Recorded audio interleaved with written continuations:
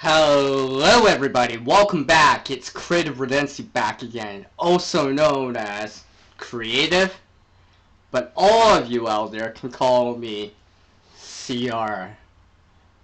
You know, the one that creates a lot, up to 98.6% of the time. So I want to welcome everyone to combination mode time with CR. All the information's in the description right now. This stream / replay is a fun exercise / activity of taking random stuff and making, building stuff with it. Now, I'm no expert in survivalism, bushcrafting, making, or preparedness. I'm just one who puts that knowledge gained into something better, as like many others out there, trying to create a better future starting today. So, join Creative Redundancy, CR here, and let's create, combine, build, and make together.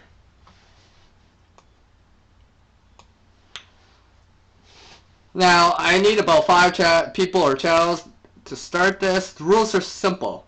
Only using the items stated with only certain tools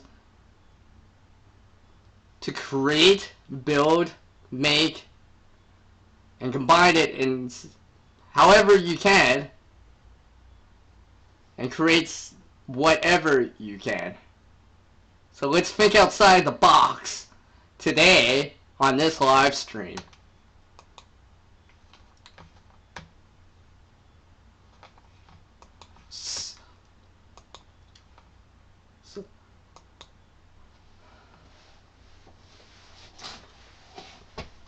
So while I wait for some people to drop in here, I'm just gonna get some extra some props ready for the stream like usual, because it's combination mode with me. So you're gonna see lots and lots of stage props and props from anything from a pen, parachute type of cord, paracord, to a mouse. Maybe a real one, maybe an electronic one. Because at least for me, when I create, there's no resource out there that I won't create with. And if you think you're not creative enough to join, I think you are. Because we are all creators out there. Even you. Even though that one out there that, you know, you don't think you're creative, you're creative. You just don't know it yet.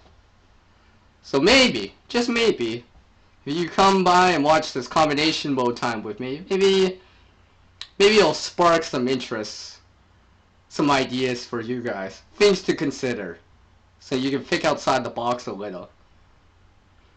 Like, it's nice to always have specific gear with you, and such, and having the right stuff. Yeah, also I rather have the right stuff with me if all possible. But sometimes in life you gotta improvise. You gotta use what you have to get what you need. So let me whip out the intro here. And boom! CR's in the house with combination mode time with, you know who? CR, Creative Redundancy. And let me pop up my second camera up here so you can get a different angle. I just got my tripod selfie stick like usual. So let me whip out the chat here so I can actually see it. There it is.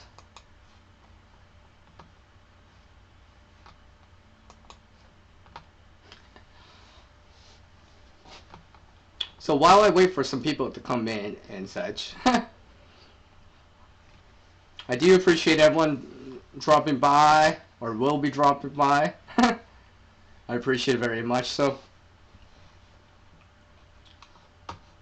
So let me just whip up the side chat here. Oh, wrong thing. Pop up the chat here so I can see it. Open it back up OBS. There. If I can slide it. Alright. So boom, Sears in the house, like I said. With combination mode time. Now, a little background on this real quick. The reason why I do this mode, and as a live stream too, is because, you know, like I said, sometimes you gotta, it's nice to have the right stuff at the right time. But sometimes, just sometimes, for whatever reason, you gotta improvise it a little. Put something together. Create something. Create the whatever, XYZ, whatever it is, depending on the situation. And like I said, this is a mental exercise. To see things beyond just what it is. Beyond just the book on the cover. But maybe, just maybe, learn a little bit more of the inner workings. What's inside that metaphoric book.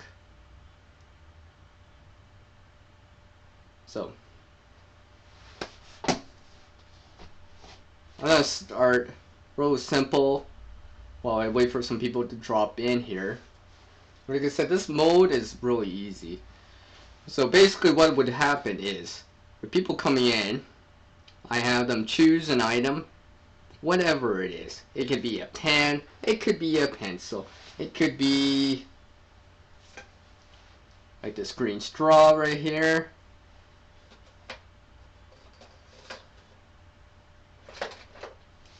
Could be this Sharpie that I have right here, this red Sharpie right here. Something like that.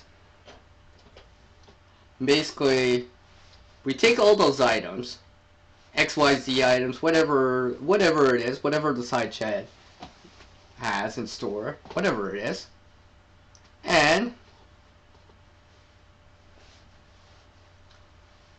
I pick, most of the time, a tool to go with that as a one tool option, or this is the tool you have at that moment. Now what I'm going to do is start adding in a situation, scenario, or an environment for this.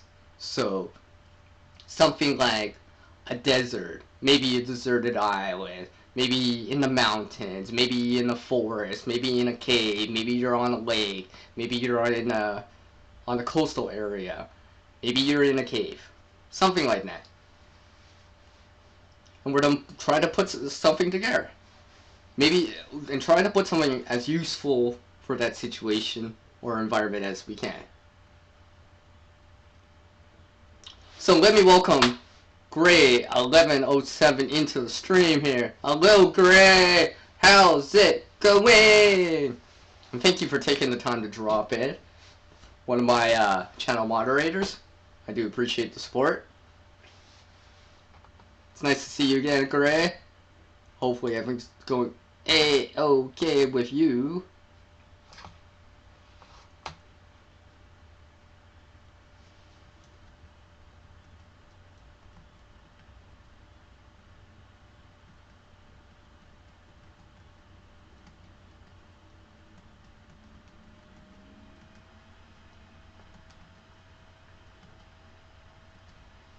So yeah. So I'm gonna go on a practice round, because I actually do this like all the time. So usually subconsciously, just thinking about how I can put things together. Sometimes it's scraps, where I'm trying to figure out or find a way to get that from its current useless state, whatever it is, back into a useful state. Maybe I'm combining things together, putting it together, creating something from it. Now in the real world, you probably have a little bit more options, but this is an exercise to train the mind, to kind of think outside the box, see connections with things. So, I'm going to start off with the Sharpie. So, here's a nice practice round while I wait for some people to drop in. So I'm going to pick 3 items right here. I'm just going to more or less randomly do it. So let's pick the Sharpie, which I just happen to have porn on it right now. I'm going to pick that as an item. Next item I'm going to pick is, let's say,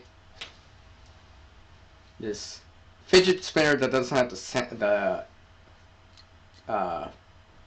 outside, I guess. The weighted outside. As you can see, it spins. I'll pick that as item 2. And for a third item here, I'm gonna pick this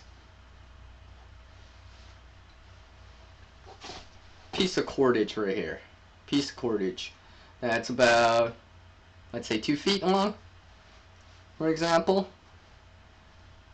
So, let's see what you could do. If you're watching the replay, you can leave a comment with a timestamp down below.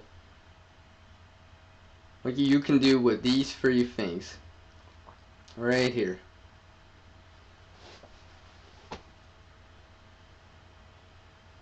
So, fidget spinner, Sharpie with some porn cordage on her, and miscellaneous type of cordage right here, which is about 2 feet, 2.5 feet, give or take. And for the tool for this round, this practice round that I'm going to do, I am going to pick, I'll go a little bit easy on this round.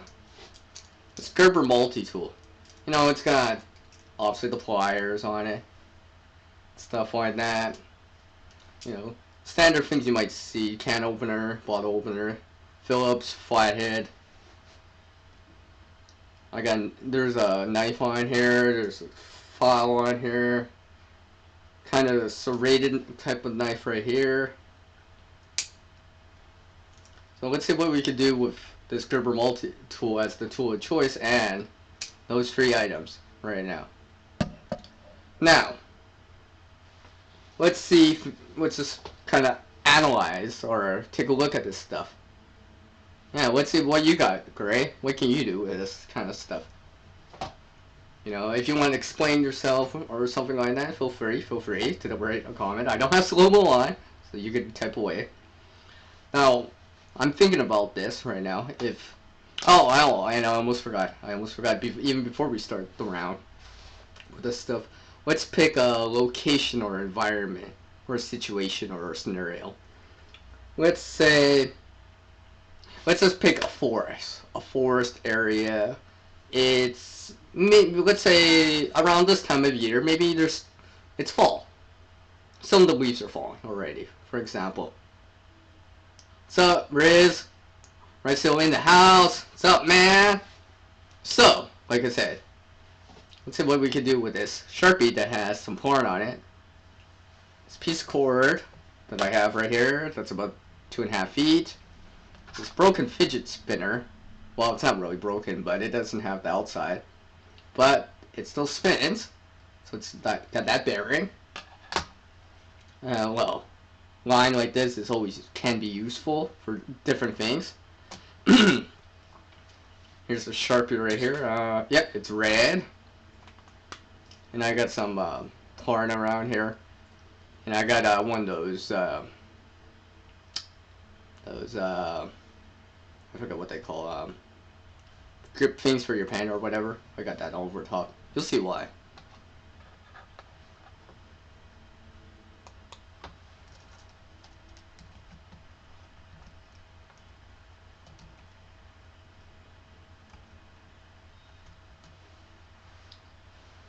And this Gerber multi-tool right here, like I said, has scissors, pliers, Phillips head, flathead screwdriver. There's a file on this one, serrated edge, you know, standard type of folding knife, can opener, bottle opener. Even a spot for the lanyard. See, there's a spot for the lanyard right there. And let's pretend for this situation, for this route, we're in the forest during fall time, around this time of year. So maybe there's a lot of, there may be still some green in the leaves, but more of it is falling. And let's say the temperature is around 10 Celsius, 50 Fahrenheit. And we'll pretend that it's mostly sunny out at this time. And let's pretend too that it's high noon right now. So, as I look at this stuff, and remembering, like, you know, priorities for survival, this situation, you could be lost, or, you know, you misread something, you're not on the trail anymore, you realize that, hey, I think I'm lost. Now, and you've been it's noon, you've been walking for the last hour or something like that, and realize that you're lost. Now, first and foremost is probably, you know, don't move anymore, so to speak. Don't get more lost. Maybe find a fixed reference of somewhere you know, right? Where you could hang something like this. Keep that in sight, right? So you can explore a little bit more. Maybe find that turn that you were supposed to take or whatever, landmarks or something like that, and go from there. And maybe use this as kind of, I wouldn't say trail marking tape, but as a marking area. So if I put this on here, since it's white, it'll stand out a little bit more in the trees, even though it's fall time, because it's white. You should be able to notice this. It's not like it's winter and snowing. Now, it is plus 10 out, and it's cool, but you did bring a jacket, so you're good on that front. But you do realize that you're lost right now, so if you don't get out by dark, well, you know, that changes everything. So like I said, you could use this to hang on a tree as a marking place in the distance, like near you, right? You stop, try not to get more lost. You know you are lost. Put that line in the distance as a kind of reference point. Keep that in sight so you can go around and explore a little bit more. Maybe, you know, like I said, maybe you'll find that path that you were supposed to take, or notice people, and so you could ask directions or something like that. But let's say you don't find that path. You don't see any people. You know you're lost, and you're having a hard time trying to retrace your steps or whatever, or find that path, for example. And let's say now from noon, it's gone to 4 or 5 o'clock already. You know it's evening time. You randomly do have a watch. You do know it's kind of around that time. And you're probably like, oh, why not use a cell phone or a smartphone? Let's pretend there's no service. You cannot get service, unfortunately. And, right, if you had service, you would have called someone, you know, your parents, your loved ones, your husband, wife, whatever, kids, and you would have told them. Now your kids, or you did tell people that you were going, which was a smart idea to do that. So people do know that that if you're not back, you know, right? So from there, it's 5 o'clock. You realize it's starting to get a little cooler out, and you realize, oh man, I don't know if I can find my way out tonight. You know, you're realizing, you know, the seriousness or the reality of it right now. Now, in the real world, you would hope you have more with you to work with. But for some reason, you have this kind of stuff. Like I said, mental exercise, right? And now, before I say anything else, I do want to welcome Cruiser Mac into the stream. Thank you for taking the time to drop in. I appreciate it. So, using this, and this, you're in the woods, and you got a Gerber multi-tool. For some reason, this is what you have. You know, it could have been as easy as, you know, you slipped, You lost your bag full of your more actual gear that you would want to carry, like, you know, a compass and stuff like that. But for some reason, you still have this stuff in your pockets. You know, you something like that, for example.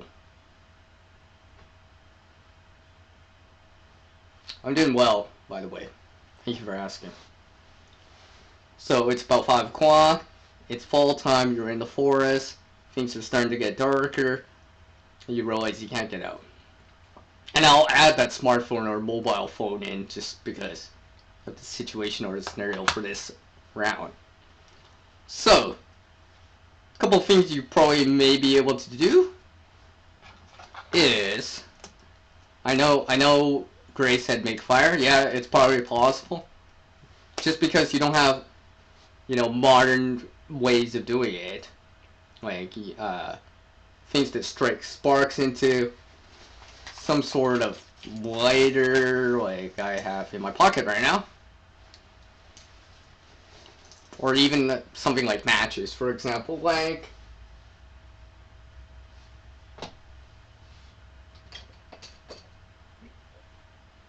the one I thought I had on the side. But we all know what matches are. What you could do, this is a wheel and axle, or a wheel bearing block, or like something you would see in like a skateboard wheel, for example. That's why, you know, fidget spinner can spin. I just don't have to weight with it. What you can do, now this does take practice. You may not get it on the first try, to be honest, really. But you can, because you have some sort of line, a bearing device, or something to reduce friction, and a multi-tool. What you can do is using a stick here. Now you could find in the forest, hopefully it's straight and stuff like that. Hopefully as straight as you can get it. And what you can do is take a stick, fairly straight one, and make a spindle out of it that'll fit the bottom of this bearing, bearing right here, to make a bearing block. Go like that, and using some sort of like sapling, if you can, something a piece of wood that you could bend. So maybe it's still green. Span this cordage right here to make a bow, and taking that, running it across, using this, apply pressure downwards, and make what they call a bow drill, which basically is a form of friction fire. You know, a form of rubbing two sticks together. Now, I have tried this before. I'm not proficient at it by any means. It's much harder than it seems, but that's an idea right there. Just because, well, mine's the stick. You probably can find the stick in the forest. But you do have some of the stuff. Some way, a bearing block to reduce the friction at the top. So when you're pushing down, you can make a little amber coal at the bottom. So all that friction is applied to the bottom and not at the top. You spinning it fast, spinning it fast enough, like a bow. Everyone knows what a bow is, like a bow and arrow. Kind of picture it like that. Put it around the stick so the stick starts spinning. And basically you go back and forth, apply downward pressure. If it starts smoking, then you can speed it up. And the idea is to create an amber or a little coal that you can use with like a bird's nest, tinder bundle, something like that. It is, like I said, it was mostly sunny out, but it is fall time. So you could be using pretty much anything dry. It depends on the area. Like I said, this is in the forest area, so you know, maybe you're using something like birch bark, for example. And with a skill of using your knife here, so your multi-tool, what you can do to aid in that if necessary, is make shavings, or also known as like feather sticks or fuzz sticks, to increase the surface area of this stick that you do have, which I seem not to have a stick nearby. I thought I had a stick nearby. Oh, here it is. So let's say you're trying to use this stick right here as tinder, right? It's best you can find for whatever reason. And you know it's dry because when you touch it to your skin, it doesn't feel cold. And if you hold it there long enough, it starts to warm up. So it's fairly dry.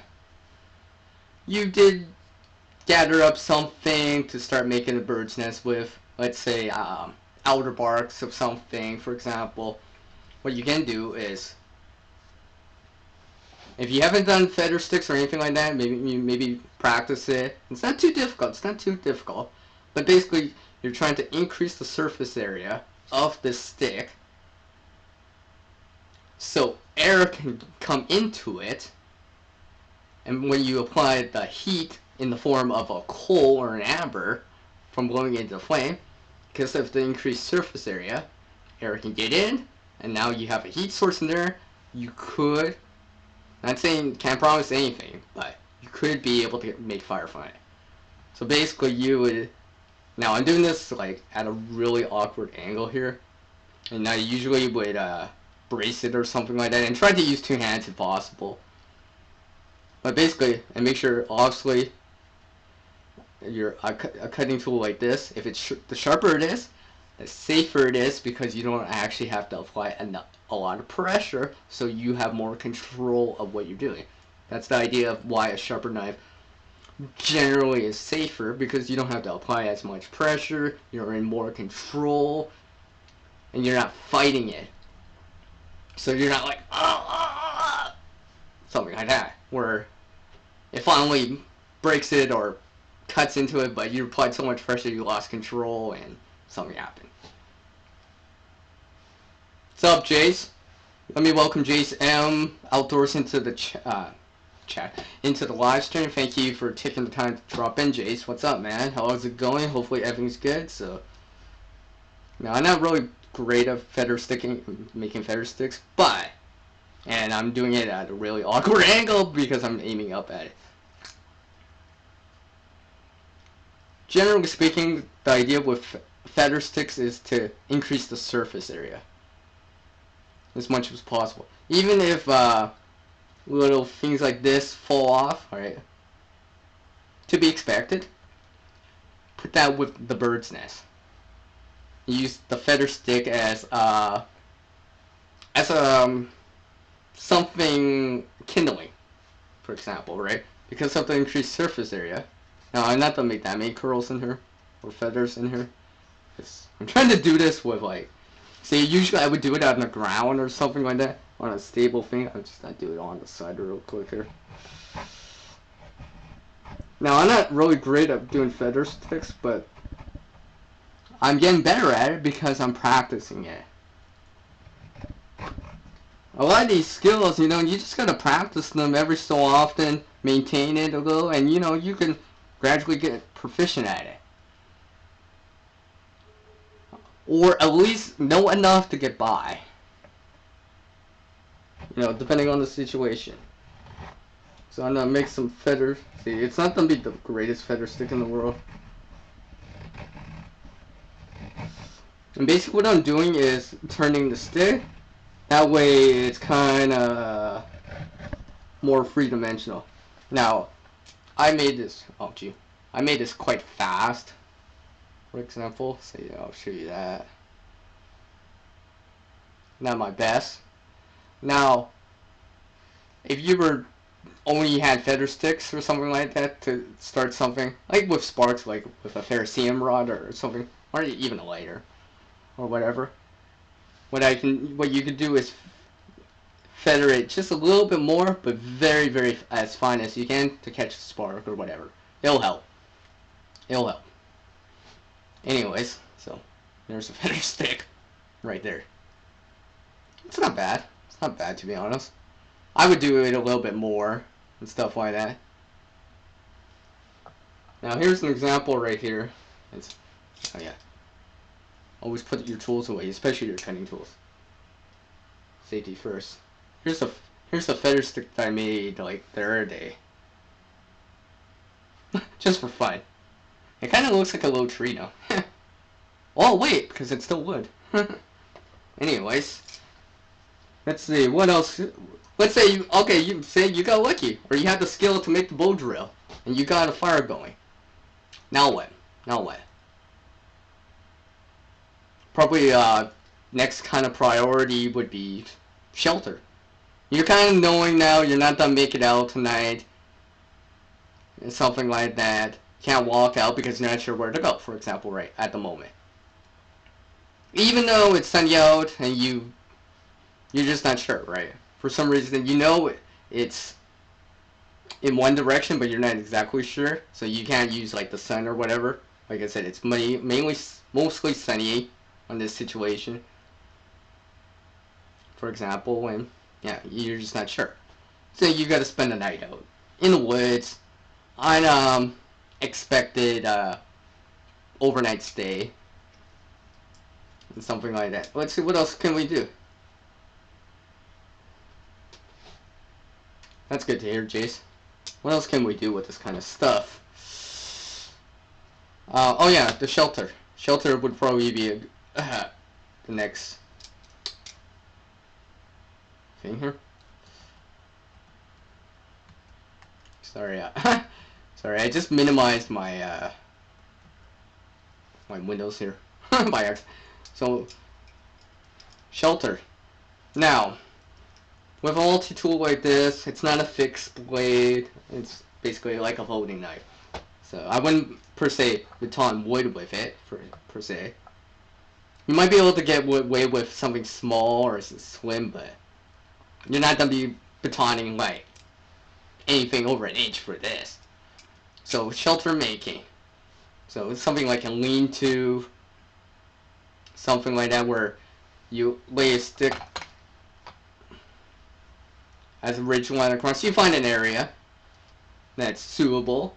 It might not be the best area, but remember, if you ever seen shelters or illustrations in a book, magazine, for example, that's more ideal. It's never ideal in the real world. You might have to work with what you got. So you would find some sticks, logs, or something to start making a shelter with. Make frame, because everything starts from the base or your foundation. You make a good foundation, a good base for something. You know, everything else on top of that, literally speaking, will probably be just as good. But if your foundation or base sucks, well, you know, you might start noticing it right away. But anyways,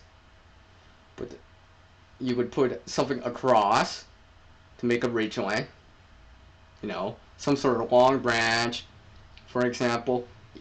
Even though you don't have something like an axe or even a saw with you in this scenario, remember, there is ways to break sticks or branches without that stuff. It is possible. It is possible. It's not as clean cut or precise, but it'll give you something that you can still work with. But basically what you would do, now I'm going to use Gerber multi-tool as the stand in for it. Everyone knows what that shape is. It's a V. Now, trees that have V's, or trees that are stuck near each other, especially wide ones, let's say it's 6, 10, 12 inches wide, and you can use it, we'll pretend that this is it, you can stick it in between the V of the trees, twist it to one side, and basically this stick, or would be a branch, for example, in the real world, if you're really doing this, acts like a lever. And using leverage action, you would go like this in the V of the tree, and kind of go like this, pretending that this multi-tool is the V in the tree, and go like that. For example, a little safer than trying to like bust it open, or even, and I mean, you do have a tool, so you don't have to rely on like trying to flint nab a tool. You know, make stone tools. No, you don't need to do that. You do have something. So you don't need to recreate that because you got something. If you wanted to recreate something later, maybe you might want to. But for now, I'm doing it without having to, like, per se bushcraft or make something more primitive. So, now you got some sort of skeleton working out. It's maybe like an A-frame. You got that long stick in the middle supporting it. And you put some weight onto it, and it seems like it's fine right now. And you got sticks on the side to make a kind of like going along the sides. Now, remember what I said earlier. It's fall time in this scenario or situation. Something like leaves can be used to kind of not only bridge the gap, but kind of patch or fill in the gaps of your shelter that you just made. Now that's probably going to take some time, like an hour or so. Now you do know that it's the sun setting soon, so this is why you're doing it right now. Because after that, you know you got no flashlight with you, no light source. You might be like like I said, you have your smartphone in this case, so you could use it. You know, there's apps or whatever for a light flashlight function, right? But you also realize you don't want to kill your battery. Maybe you don't have that much power on it. Maybe it's down to you're having that low battery indicator. You're down to 20%, 10%, whatever, right?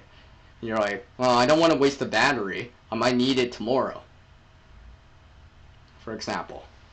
So you decide to do this soon because you don't want to waste the battery on it for the light function, so you're doing it now while there's still daylight. Anyways, coming back to this. Basically, you would, what's the word I'm looking for?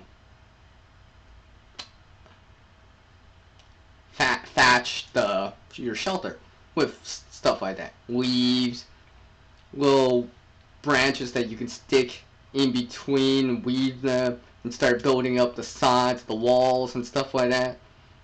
And hopefully have some dead airspace in there, because dead airspace will trap heat because it's a thermal insulator.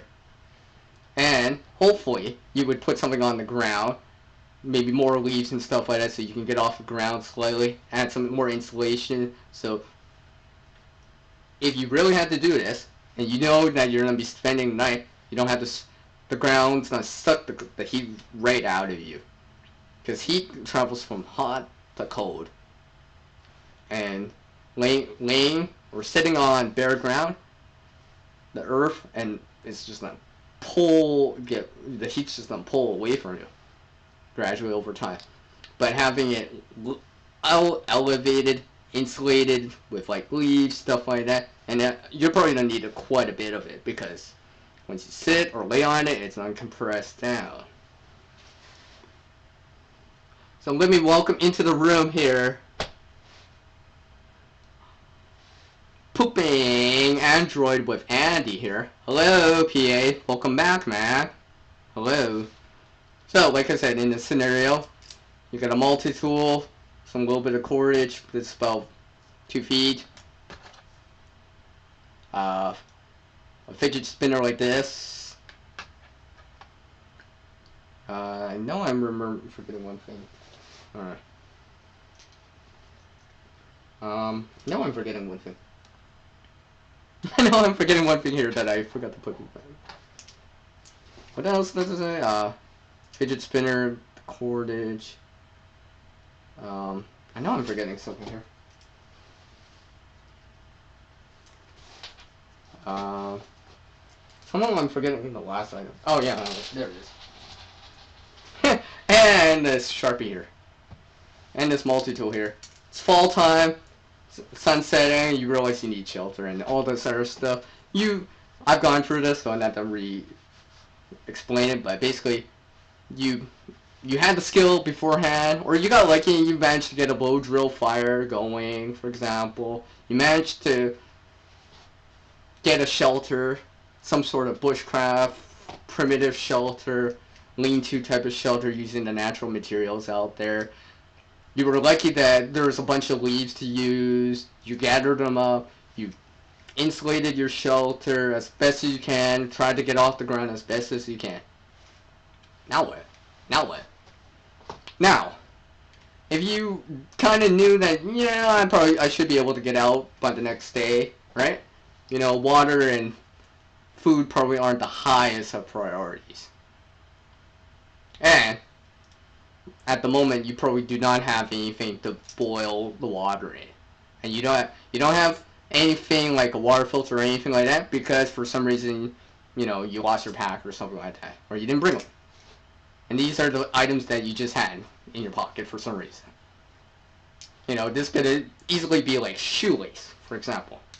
This fidget spinner, you could have been just playing around with it and just had it in your pocket. This Sharpie, well, you like to write stuff, take notes or whatever, and you just happen to have it in your pocket.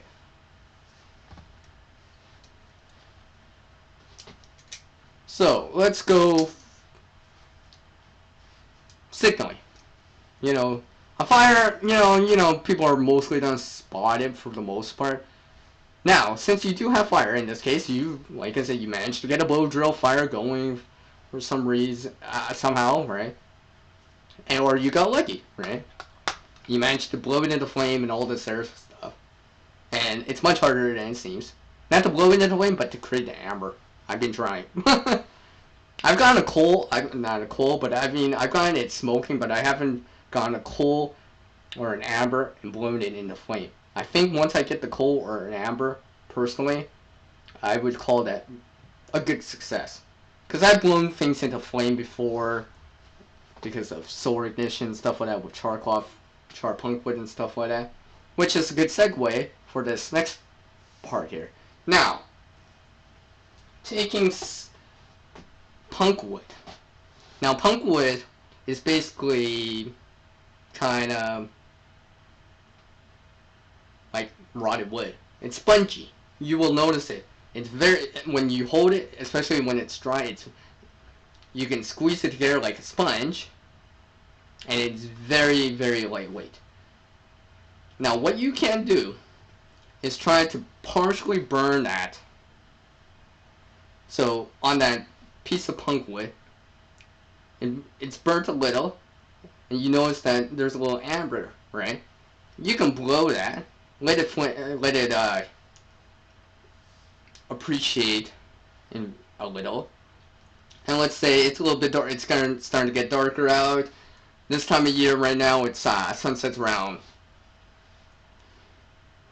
I'd say around 7 o'clock local time for most people, at least here in North America. I don't know about other places in the world, and if you live in the southern hemisphere, you know, it's not even fall. But what you can do is, using a little bit of this cordage, and you're going to do this if you see someone, hear someone, or whatever, right? Especially if you know people are waiting for you. What you can do, because you have fire, and you found this piece of punkwood, you do have this fire, right? And it's quite bright, but what you can do, because you have cordage like this, and like I said, this could have been like your shoelace, for example, right? Maybe your from your hiking boots or something like that. What you can do is get that piece of punkwood, char the end of it, or get it to burn, and basically get an amber at the tip of it. And I'm gonna do this with this stick. This is not punkwood, but you'll get the idea. And basically, where this end, it's been in the fire for a little bit. It's starting to char. When you pull it out, it's still glowing. And hopefully when you blow on it, it wants to continue blowing. What you can do, and I have shown this in a video before, is tie some sort of slip knot. Make the Arbor Canadian Jam knot. Very easy to do. And use it kind of like what they call a buzzsaw signal, or a signal light, like a halo. Something most of the time you would do it with a glow stick, but basically anything that glows can do the same thing. And basically, I'll demonstrate this with char cloth after, but basically if this was glowing, if you were spinning this and not hitting anything, you can make because it's glowing and spinning, it'll make this halo too. It'll be very noticeable.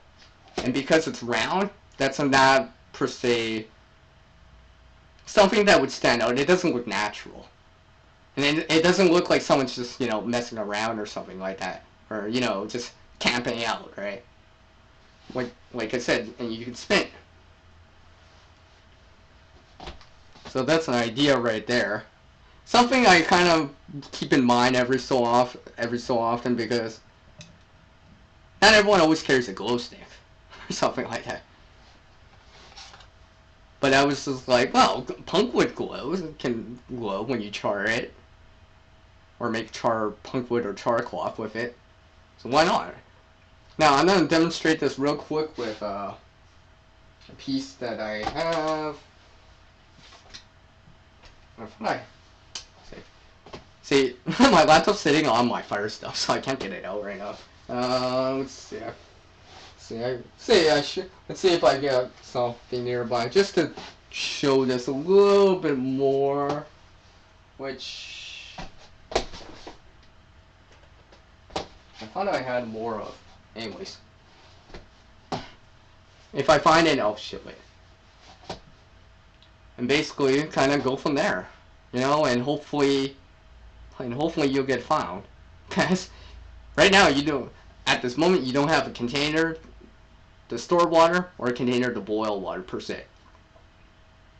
Yeah, maybe you got your hat, but like a hat like what I got on or whatever, but water just kind of doesn't stay in there, and you can't really bring it back.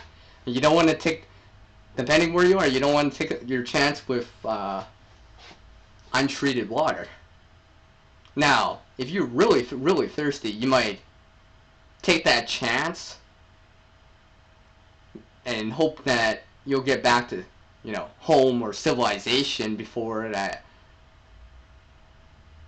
funky water affects you, because you didn't boil it or use anything like bleach or water purification tablets or a water filter or distilled it or pasteurized it or anything like that. So, that was just a practice round of it. So, let's start an actual round of this. So, I want everyone in the side chat right now, and I'll fill it in if need be. Pick an item, doesn't matter what it is, pen, pencil, Sharpie. Try to avoid the tool part, because I'm actually going to bring the tool part for the round, so it could be anything. Could actually be per se survival related, but it could be a more something that you might have on you anyways. You want to pick up smartphone, your cell phone, feel free. Pen, pencil, it's cool. That's all good. Sometimes the trickier it is, it makes me think a lot more and consider stuff. So let's see what you got here.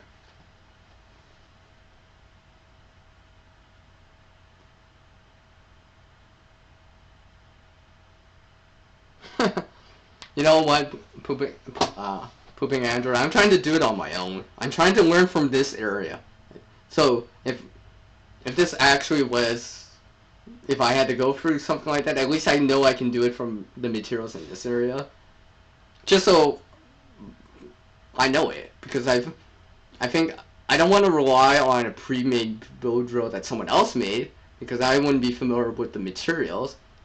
And let's say, I lose that ferrocerium rod to make sparks, that lighter, the matches, the stormproof matches, the waterproof matches, all that stuff, for some reason, and I gotta come back to friction fire.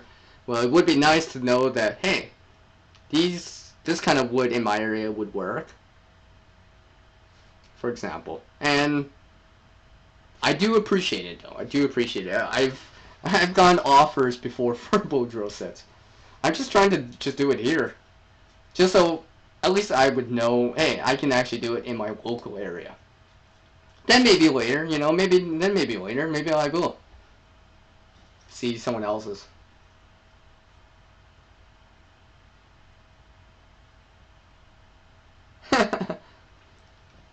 Well, I do have a mail call intro now. Anyways. So let me welcome with a cha-ching! joining into the club, the Money Club. Welcome, and thank you for taking the time to drop in. So I'm still waiting for your guys' items so we can start this official first round of combination mode time with CER, Creative Prudency. So.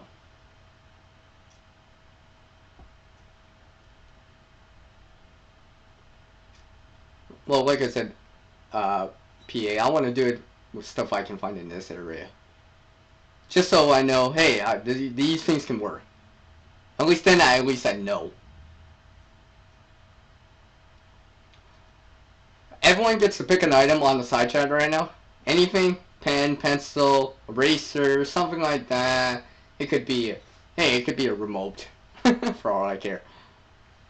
And after everyone picks, like, more or less a single item, you may need to be more specific in terms of, like, certain things. Afterwards, I will pick a tool as this is the tool that we have for this scenario. And I'll kind of pick an area or the situation or event or scenario for it too. So like, the previous round, which was a warm up, you know, was a Lost in the Woods kind of thing in fall. You know, similar to this time of year.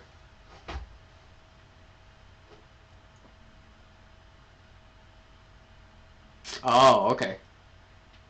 We don't have cedar here. I'll have to take a look.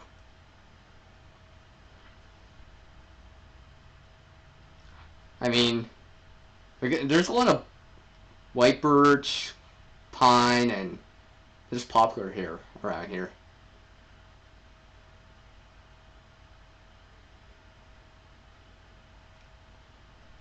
So yeah, I mean, like I said, I've tried bow drill before, and I actually I still have the skateboard wheel that I have. It's right here. Just have to find the surfing. I pulled it out when I was doing it. Yeah, skateboard wheel. Kind of acts like a bearing wheel. I have to put the airframe back in. But basically, just like the fidget spinner, reduces the friction. Oh yeah, fidget spinner.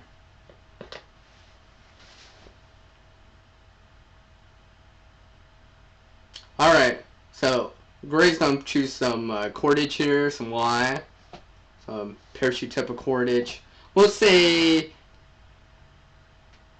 well, let's kind of be more specific. I'll be like, we'll say it's in a bracelet form, and it's about 9 feet of it. We'll say about 9 feet in bracelet form at the moment. Alright, alright. While I wait for some other people to choose an item here, and feel free to say something. There's no right or wrong suggestion for an item, to be honest in this case. Because the idea is we're trying to explore this kind of having to create something, or improvisation. Get you guys thinking outside the box a little on certain little things, and maybe learning about it too, and understanding it a little bit more, where you're like, oh yeah, that's what CR said, yeah, that makes sense, yeah, that's pretty logical, or something like that. I mean, I will say this time and time again, I am no expert. I'm just learning about this kind of stuff by doing it. I mean, have I made a bow drill fire yet? No. Have I gotten smoke from a bow drill? Yes. So, I'm making a little bit of progress in it. Have I tried, you know, like, the fire roll? I have tried it. I've not been able to get anywhere with it yet. Some people, you know, some of these channels do, and some of these people do make it look easy. But I also think, you know, if you practice enough, you might start getting somewhere, and you might be surprised what you can actually do. Once you learn the techniques, for example. I know when I started to learn bow drill, one of the things they said was downward pressure, then try to speed it up as you can.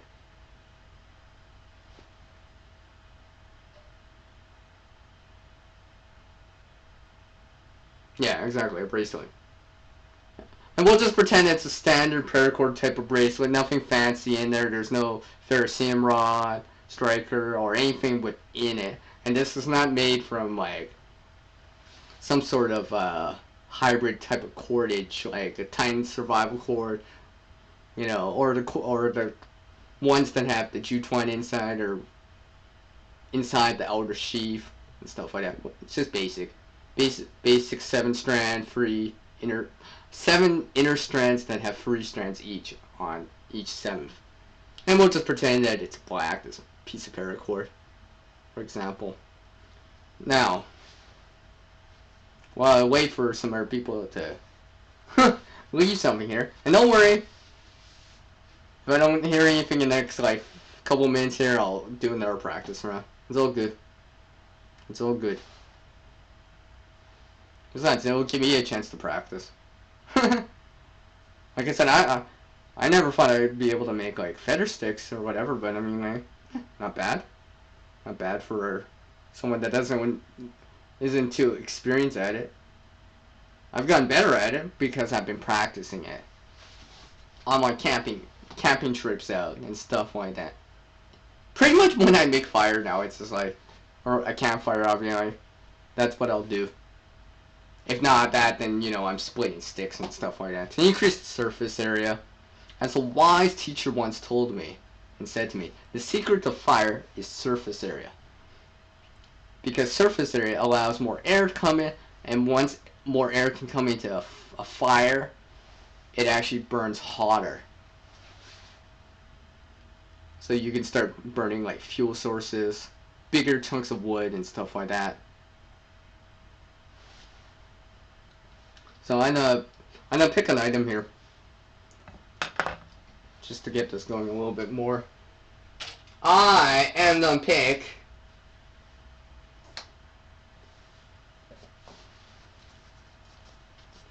this kind of container. You might be familiar with it for gum and stuff like that. There's something in here right now.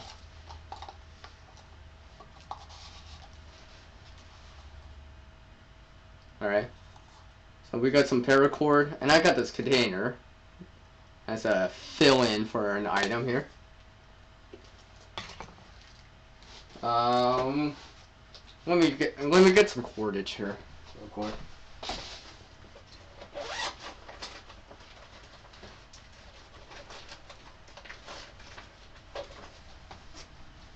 Now, it's not in a bracelet form, but you'll get the idea. You'll have to undo the bracelet and stuff like that. Hopefully it's a quick deploy kind of bracelet, so it won't take you that much time to do. So I'll use this as kind of stage prompt placeholder for it. I mean, I do have bracelets. I don't want to actually dismantle the bracelet anytime soon, because, well, I don't. At least not for this. But you can see that I do have one on. Now this is in a Cobra stitch weave, I believe. Usually the ones I make are a zipper chain-sitted version. And yeah, there will be a video on bracelets. That's something I have in the works too.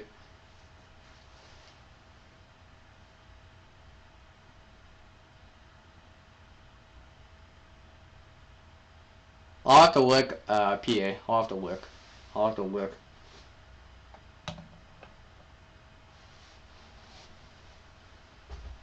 Well, I mean, there's also spruce trees around here too, but... And, I mean, technically there is apple trees too, I guess, so... So anyways, so we got 2 items right here, and hopefully I'll get another item from one of you in the side chat right now, just to kind of bring it along, and, tie it all together. Yeah, I just made a plan. So while you guys are thinking while I'm drinking coffee... Oh, by the way, this is a combination in itself. I took chocolate and coffee beans and grinded it together and put it through a coffee maker. That's what I did. Just to spice it up. I have tried this with other stuff. But let's just say I had some Halloween chocolate ready to go. So I was like, you know what? I'm gonna try this out. I've never tried it out, so I did. And if you're wondering what's inside, well, you'll have to keep on guessing. But if you're smart, you might tell what I put in there.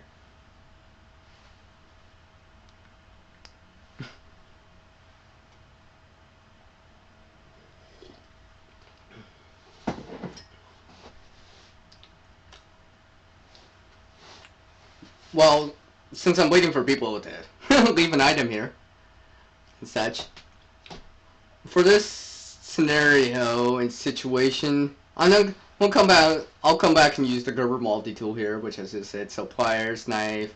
It's not walking.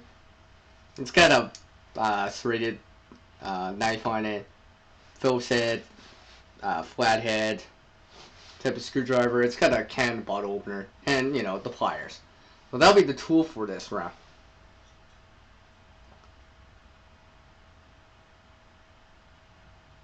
Neither do I, PA. It'd be good to know. I mean, that's why I want to kind of discover it on my own.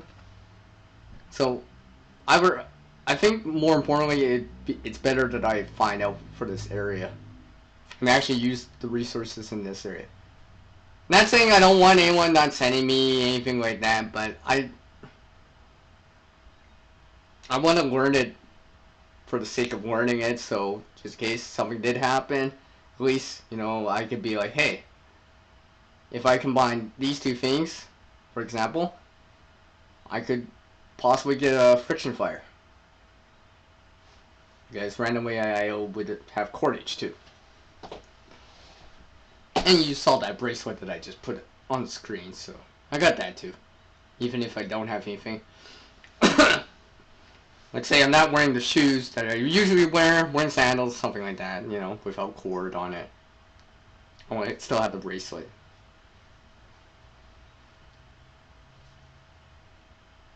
Well, PA, Snoop might come back. That dog might come back in. We'll see, we'll see.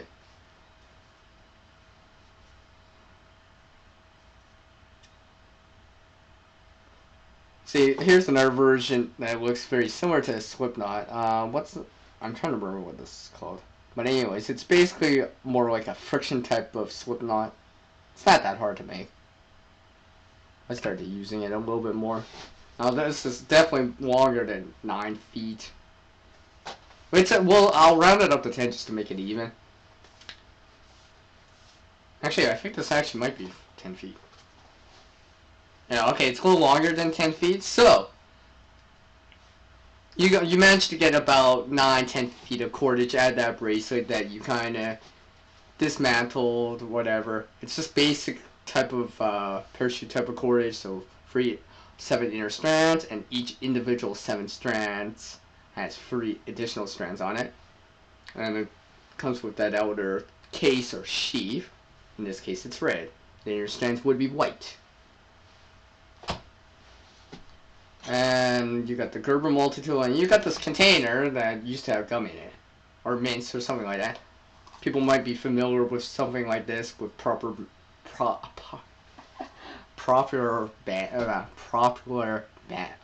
brands. For some reason, I can't say that right. I keep thinking of popular, not popular. There's the difference. Let's see, what else? I'll make this round a little bit easier. Let's say you got a can. I'll put a can in too. Let's say it's a soup can. We'll say it's a soup can. And I'll make it even easier for this round. The soup can actually has something inside. You know it's chicken noodle soup, because it's still got the label on it. And you realize, hey, this can, for some reason at that time, isn't dented or anything like that. So you know it's safe, it's not expired yet, and stuff like that. So I'm going to work with just these 3 items on this round. So, this kind of container, soup can, some cordage, about 10 feet. and it's actually paracord, so it's got the it's got inner strands and inner strands. The Gerber multi-tool is going to be the tool for this round, and the scenario or situation or environment this time around is going to be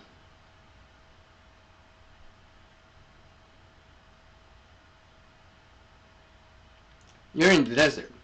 Now, I've never lived near the desert, so whatever I say, take it with a grain of salt, because I'm no expert, like I said.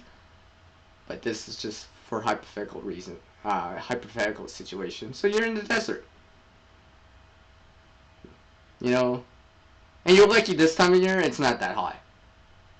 It's, let's say, plus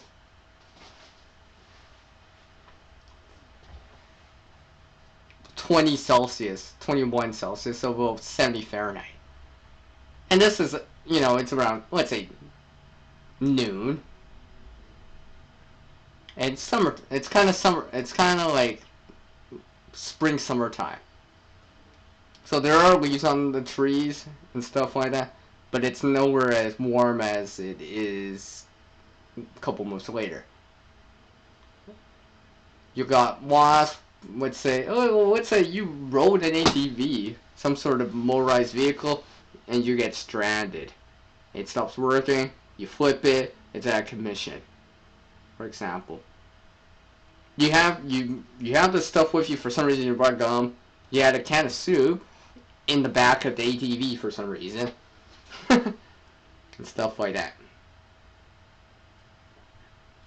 And something happened. Now you're lucky. You didn't get injured. Nothing serious has happened to you. But the thing is, you've used this ATV to go in so far. You realize I've been on this vehicle for the last hour, and you realize that you're probably like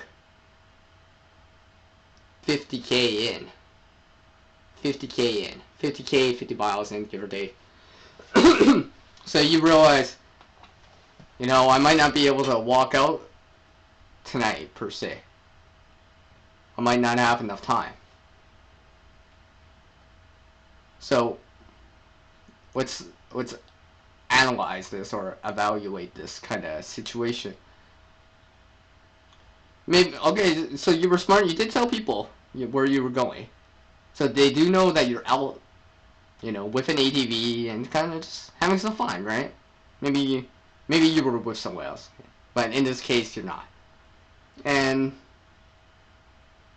let's say, like I said, 20 Celsius, 70 Fahrenheit. Maybe it's May or something like that.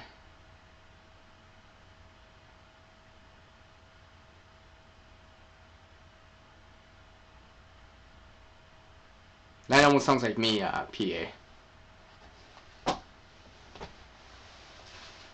Well, I've been trying to get down on a good technique too. You know, what they say, locking your leg in and stuff like that. I want to try again, though. I really do want to try again. And not just for the sake of, hey, look guys, I did this and showed on video. Yeah, that'd be cool, but as a personal kind of challenge, for lack of a better word, where I would feel more accomplished because I actually did it. And using the stuff out here, what I can see or find around locally. Because I think if I actually did get to that point, I'd be a little bit more confident, maybe learn some stuff or whatever. So, coming back to this desert thing, so you got this, a can of soup that has soup in it, about 10 feet of cordage, paracord type of cordage, and a Gerber multi-tool. What could you do with that? So, I guess, what do you have already? Wow, you got food already. You get a metal container. You empty that metal container, or transfer it. I don't know. Maybe you transfer it into this container. just so you can boil some water, for example. You know, maybe, like I said, something happened to the ATV.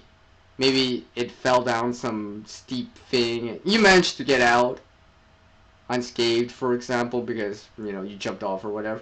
But unfortunately, the pack of survival items that you did bring is in that pack.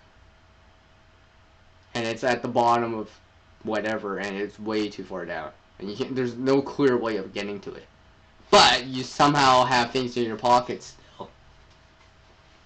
Maybe, like I said, a bracelet, some sort of container like this. Not sure why you would have, like, a can of soup with you, but, you know, maybe you do, maybe you do, maybe you do, maybe you do. Or maybe that can of soup didn't fell out of your bag, and it's sitting right beside you at the top, and you're like, how'd that happen? Regardless how that happened, you do have a metal container and a plastic one. So clearly, if you got fire going, if you can find some water, you can boil it to kind of biologically make it safe to drink.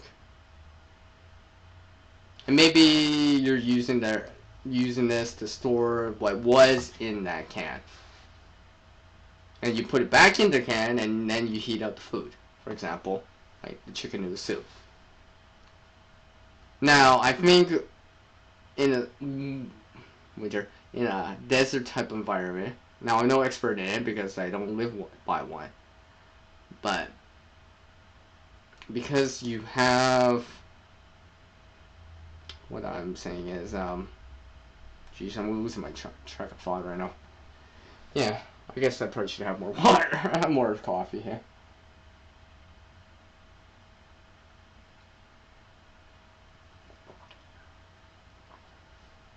Yeah, okay, yeah, that's good, great. It's possible to trap something with the cordage. Yeah. But, like I said, you only have 10 feet. 10 feet. Let's say 10 feet. So, you're trying to get some shelter. Let's say it's starting to be about 4 o'clock. I know, I don't remember when sunset would be in May. I'd say late April, early May. I mean, let's see, that's about 5 months ago, so let's say sunsets at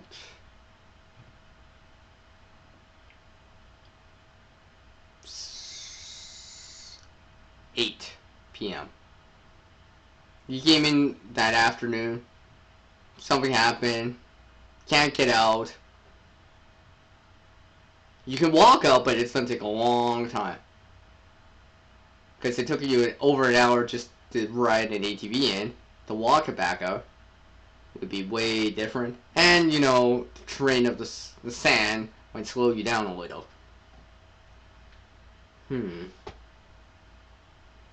I know, like, I could do similar things because also I got cordage just like the last round. So I could do similar things like for signaling purposes and stuff like that. I guess probably one of the next more important things is not fire, but shelter. Because you might be like, oh, hey, I need to actually stay here today.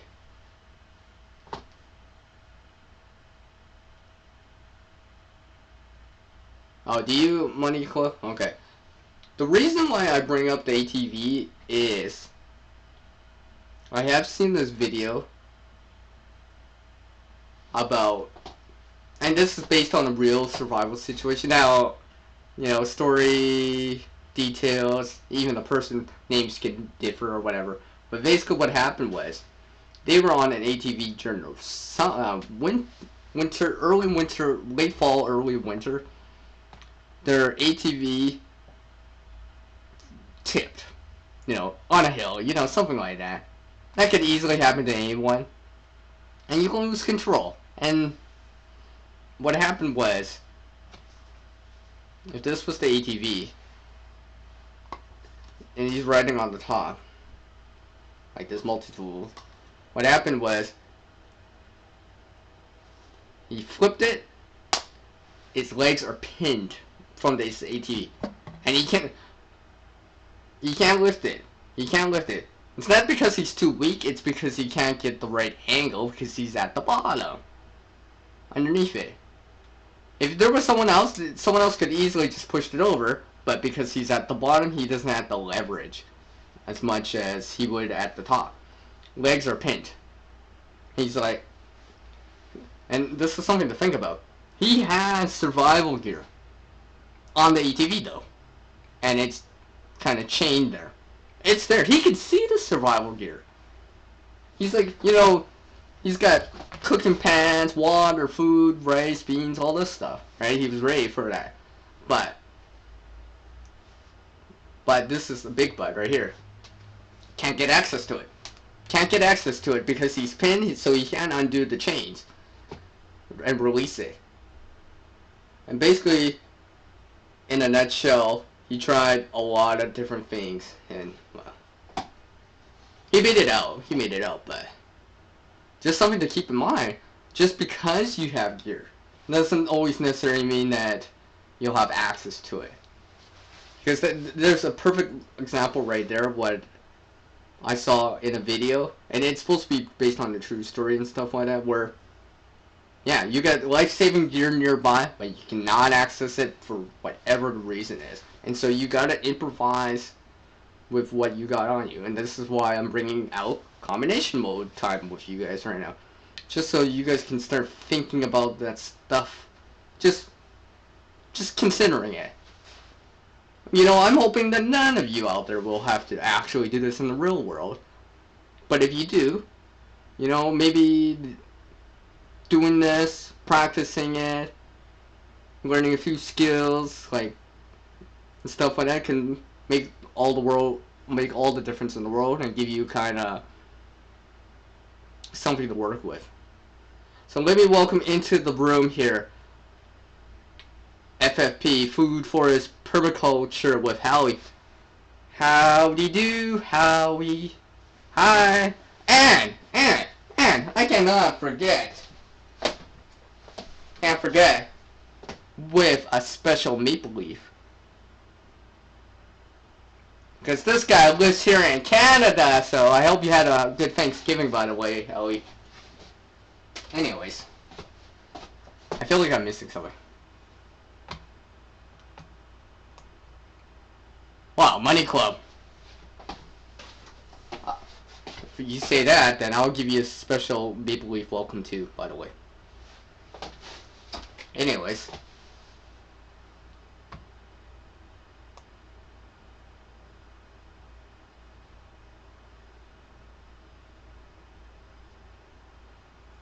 No, I live in Western Canada. The GTA area, that's in Eastern Canada. Actually, I should be pointing that way. I live west, not east. Anyways, let me also welcome Canoe Hound Adventures. Welcome, and thank you for taking the time to drop in on this combination mode time with me, where I'm also sharing a couple little things too, and kind of the reasoning behind this, and all this stuff.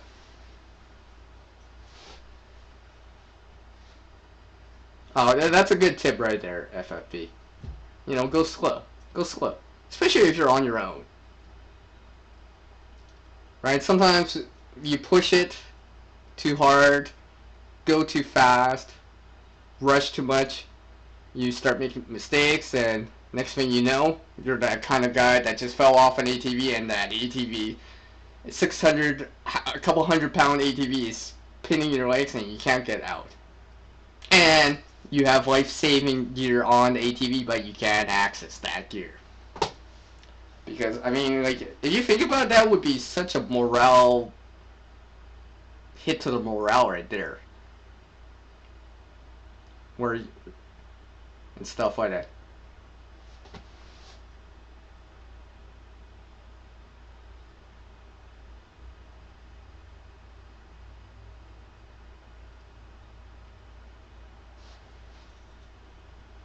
Yeah, I think that right now. Yeah, make sure you're alert. Certain things, right? You know, if you were riding this ATV, I'm gonna use this example because it's a pretty good example. You know, if it looks dicey, you know, maybe reconsider it. An adventure is only as fun as while you're still having fun. If it's no longer fun, you're in pain, you're hurting or whatever, you know, maybe make that judgment call and be like, okay, I think I'm gonna turn back.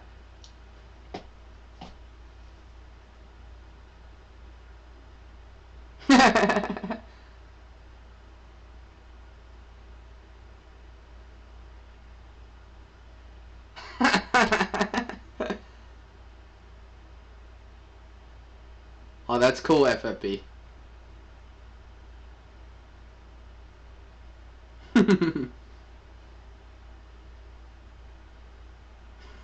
That's awesome. That's awesome. That's why I like to see people networking too and getting to know each other as people. I won't go into great detail, but anyways, coming back to this.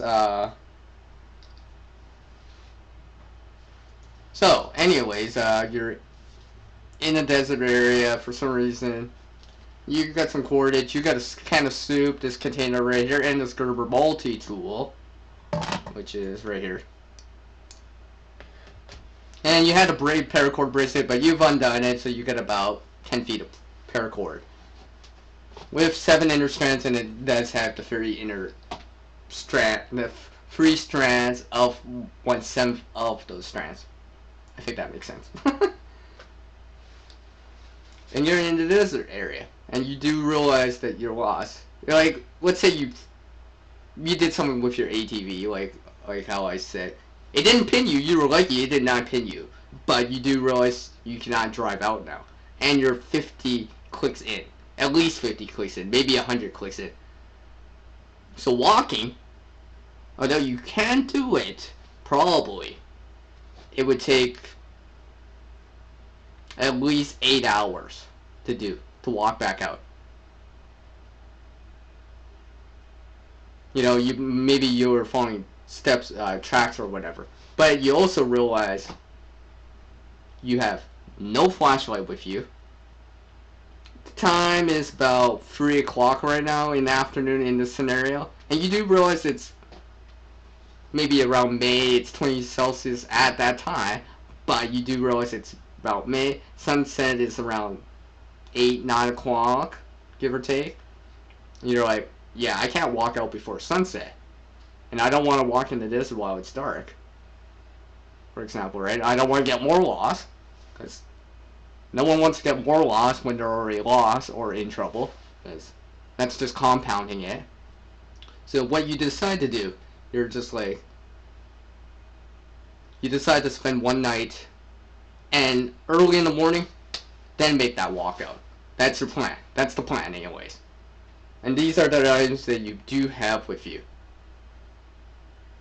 Now, in the real world again, you would, in this ATV type of a scenario, it rolled over or whatever. You're lucky you didn't get pinned or whatever.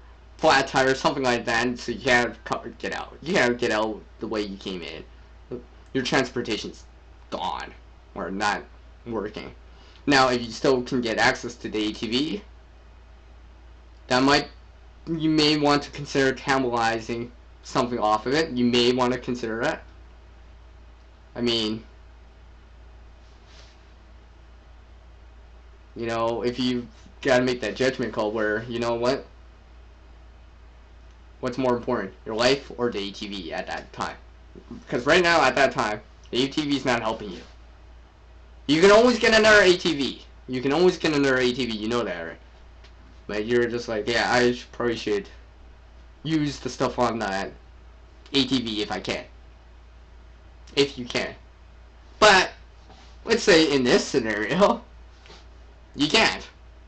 Because to stop yourself from, like, falling over some sort of cliff or whatever, or something like that in the desert, I think you could see cliffs anyways, or because you went up a little onto this trail, it flipped, and you managed to jump off before it fell like 50, 60 feet. You have no way of accessing that area down below you because it's too unstable. You don't want to chance it, and you do realize that you could still walk out the next day. And it's not that as hot out in this scenario. It's only 20 Celsius, 70 Fahrenheit, and something like that. So you're quite lucky that it's not a hot day.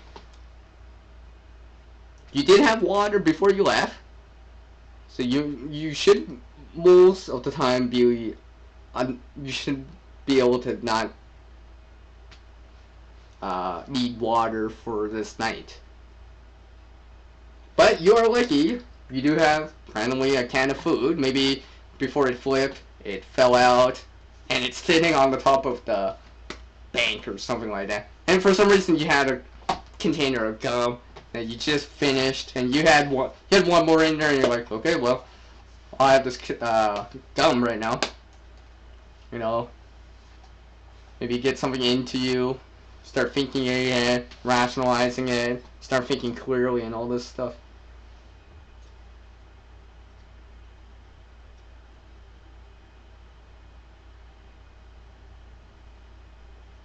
Thank you for taking the time to drop in, FFP. I do appreciate it. Have a great rest of the week.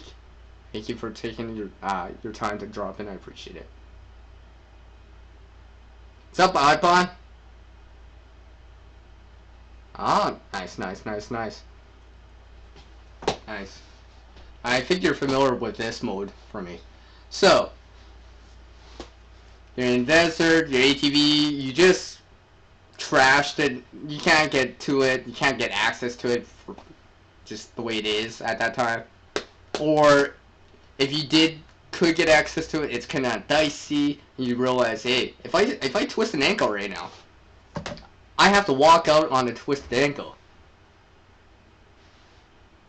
You know, considering the pros and cons, the risk versus reward of it, you decide not to engage, or not engage, but get to that ATV. Although that ATV could give you more resources to use, you also realize, hey, it's like 150, 100 feet down, and it's very, very steep.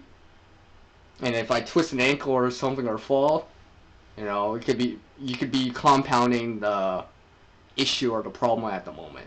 So you decide not to, and just decide to stay at the top where it's still safe. And, you know, like I said, this can of soup randomly fell off. It's sitting at the top. You got lucky there or something like that. It fell out of your bag or it fell off when the holders were on the ATV. You had this in your pocket. It had one piece of gum. You had that piece of gum already. You had a paracord bracelet on you. You've already undone it. You have about 10 feet of it. And you kept your multi-tool in your pocket. So now you got something. You got something to work with. You do have something to work with. Now I think shelter, fire would probably be the more important things to consider first. So overnight in the desert, it can still get cold.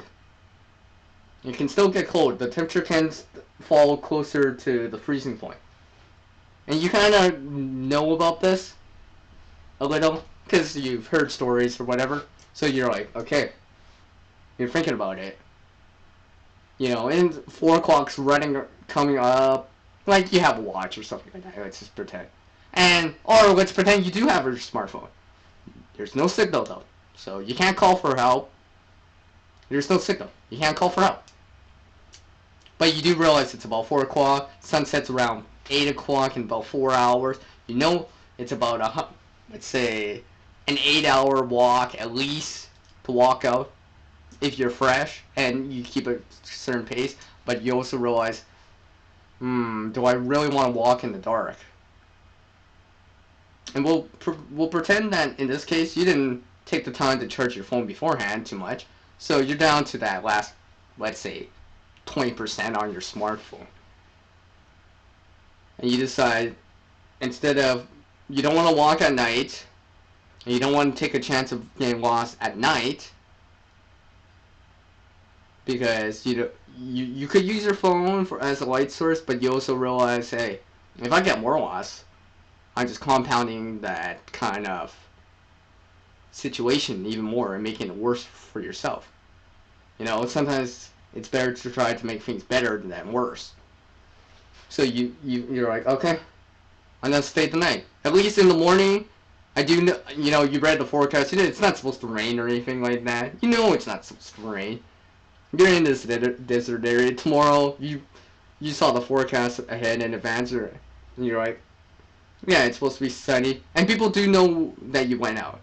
Now, if you don't come back that night, yeah, they'll probably start searching, right?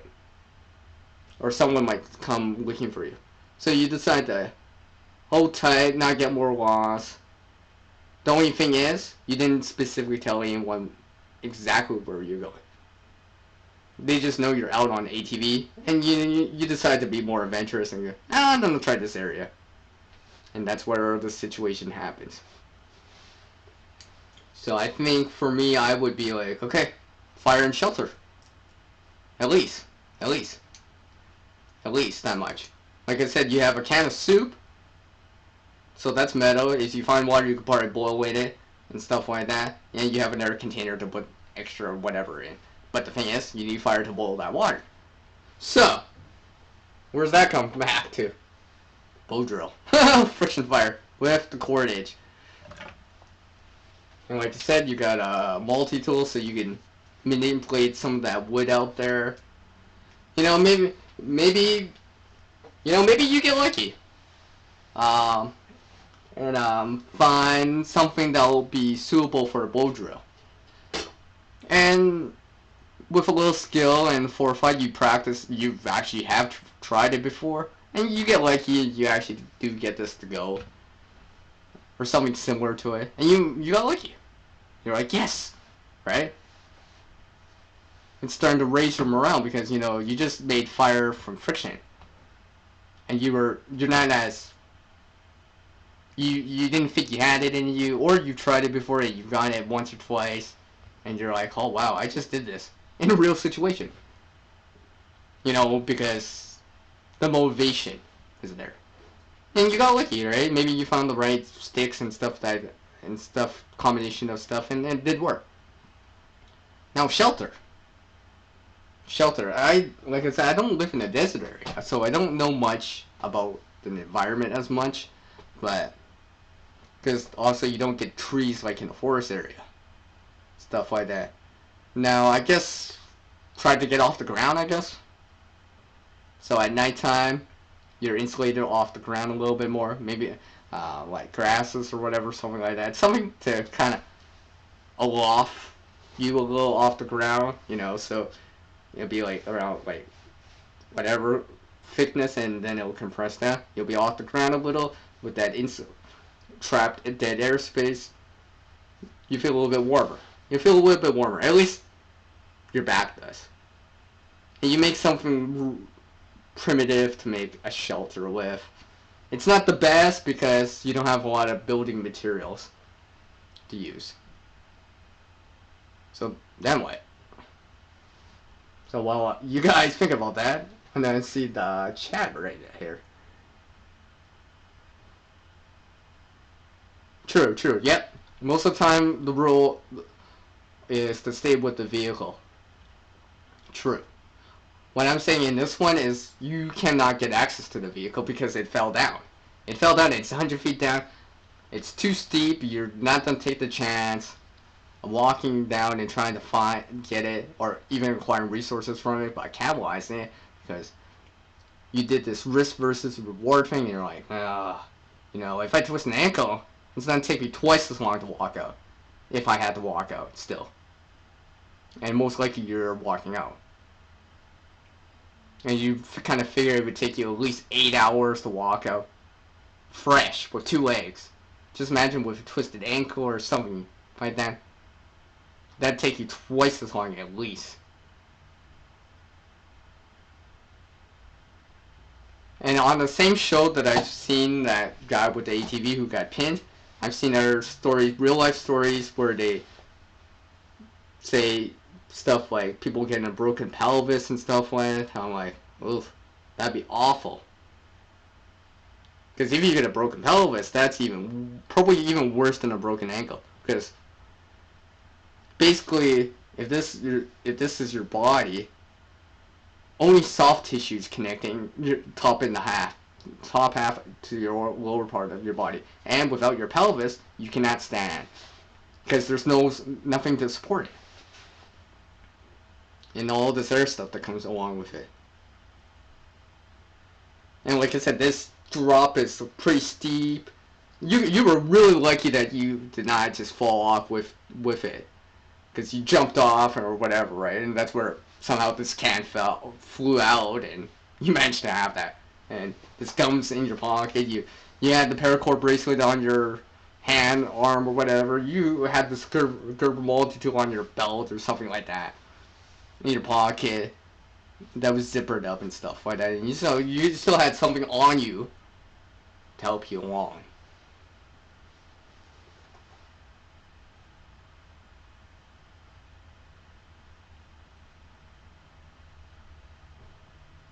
Alright, Canoe Adventures. Thank you, Canoe Hound Adventures, I should say. Thank you for taking the time to drop in. I appreciate it, man. Sup, Go Fish? Go Fish is in the house. Welcome back. I do appreciate your channel support here. So,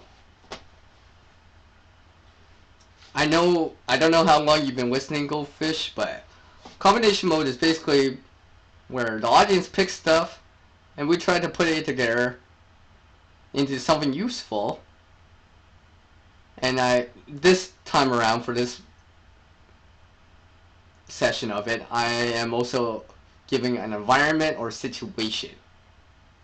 So we're trying to put this random stuff together and trying to help you within this situation that you're in.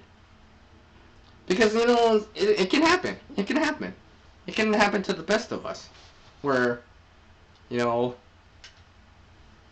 like I said, you may be well prepared too. You got a survival kit on that ATV, but like I said, for some reason, you can't get access to that survival kit because it's on the ATV, and this ATV is all the way down a cliff that's 100 feet down. It's too steep, and you don't want to take the chance of going down and all this stuff, but you somehow have 10 feet of paracord, this container, a soup container, or a can, and this Gerber multi-tool, which is sitting right beside me with you. It's 100 miles away. You're 100 miles at least in. It's going to take at least 8 hours to kind of walk out, at least that much. And yeah, you do have your phone with you, but it does have light. You do know that, right? You planned that part, but you kind of forgot one thing. You're down to like 20%, 10% even, and you realize there's no way I'm gonna have enough light to walk out at night. And you also realize, hey, I might need that power on the phone to make an emergency call still, if I can get signal, if I can come closer. So what you decide to do, since it's late afternoon, you decide, hey, I'm gonna play it safe. I know I can still walk out. I still have my legs, right? I just don't want to take the chance of getting lost in the dark, for example, right? So you decide, okay, I'll wait till morning. To walk out. When there's daylight, plenty of daylight, I can see everything, maybe still see my trail on the ATV and stuff like that. You decide to play the safe game instead. And you do realize that people do know that you're out, but you didn't specifically say where because you decided to take a different path.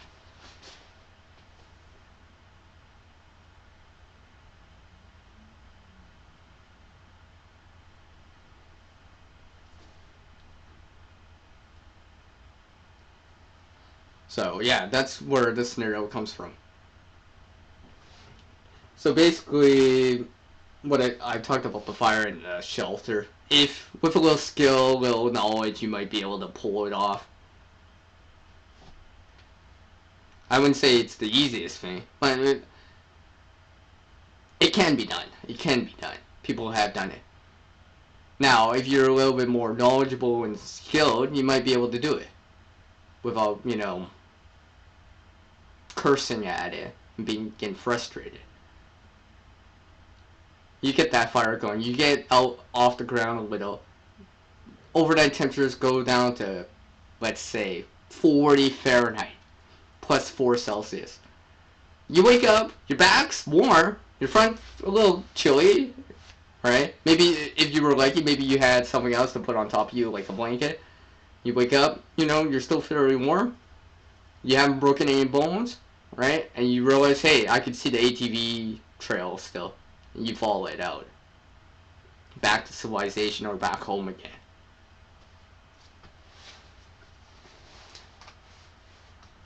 So, let me hear from you guys. Do you guys want to play another round of combination mode time with CR? Give me a 1 for a yes, a 2 for a no.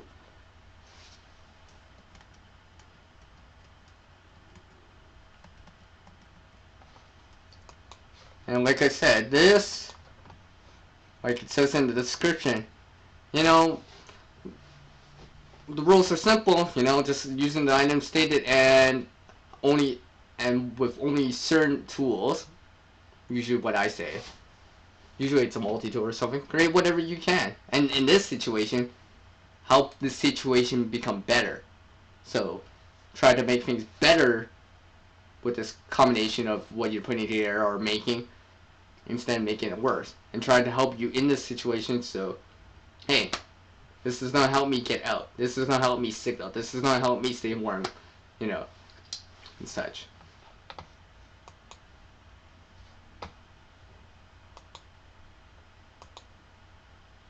Wow. I guess we're gonna get a 1 here. Alright, we're done playing another round of this. How much time have I in? I should actually check it. Oh wow, I'm already at 90. You know, time really does go by fast when you're streaming. Jeez. I only went through like 2 rounds of this, and the first one was a practice round. Oh well, I guess some details are always good. Awesome, PH in. Awesome, awesome, awesome.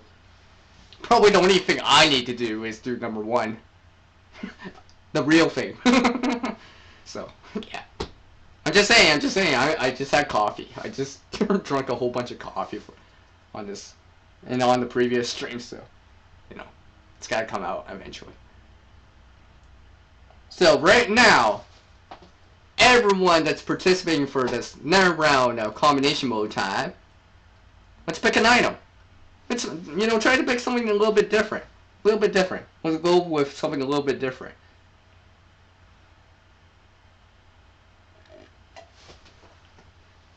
So to help this round along here, I am going to pick an item too.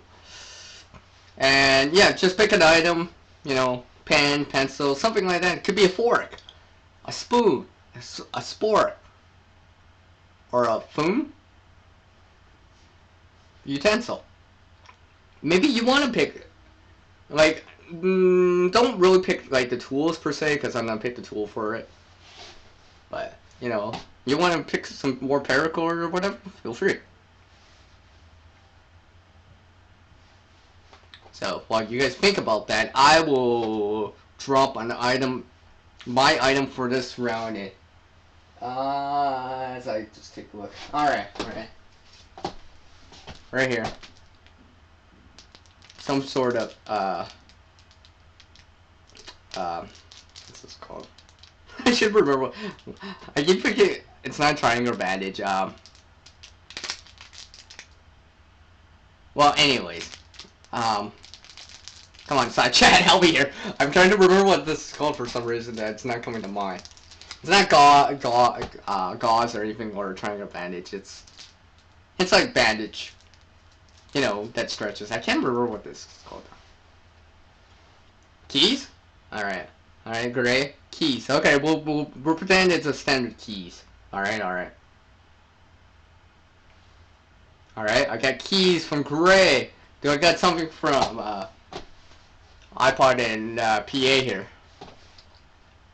And you too, Goldfish. You know, I know you're new and stuff like that, but there's no wrong item per se.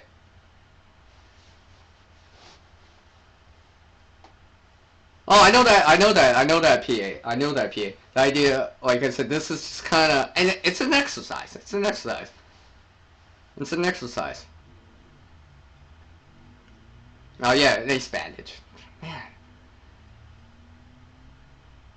you figure I would know that. I guess I didn't pull the ace up my sleeve for that one. Yeah, ace bandage. I knew it was a bandage. Anyways, so my pick for this round is this bandage. Cigarettes and lighter. Okay, okay, okay, okay. Alright, alright. So, I'm gonna... Okay, okay. You know what? I got an idea. We'll pretend that PA here is picking their multi-tool. Which is fine. So, we got keys. This ace bandage. Multi-tool. In this case, we'll pick a multi-tool. Well, you know what? Let's change that up. Nah, I'll stick with the multi-tool. We'll stick with multi-tool again for this round. And we got cigarettes and a lighter. Alright, now I'm going to pick up a scenario or situation right here.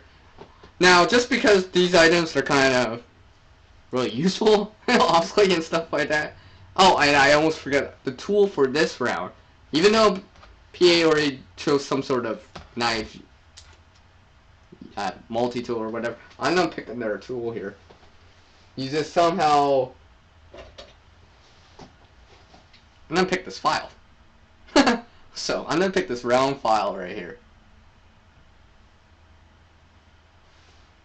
So as you can see here, kind of size comparison. And for this situation here, I'm working on it. I'm trying to kind of be more specific, so that way everyone out there can kind of imagine it a little. Or kind of even look at your pockets right now and be like, hey, I got that in my pocket. What can I do with, you know, whatever keys? Because keys are kind of... Okay, we'll keep the keys simple. Simple. House key and some sort of vehicle key. There's key rings on it. We'll pretend there's nothing else, like, you know, like a whistle, or something like a pocket knife clipped onto it. Let's just two keys, some key rings. One's a house key, one's a car key or a vehicle key. And now I'm picking up the scenario or the situation here. Wow.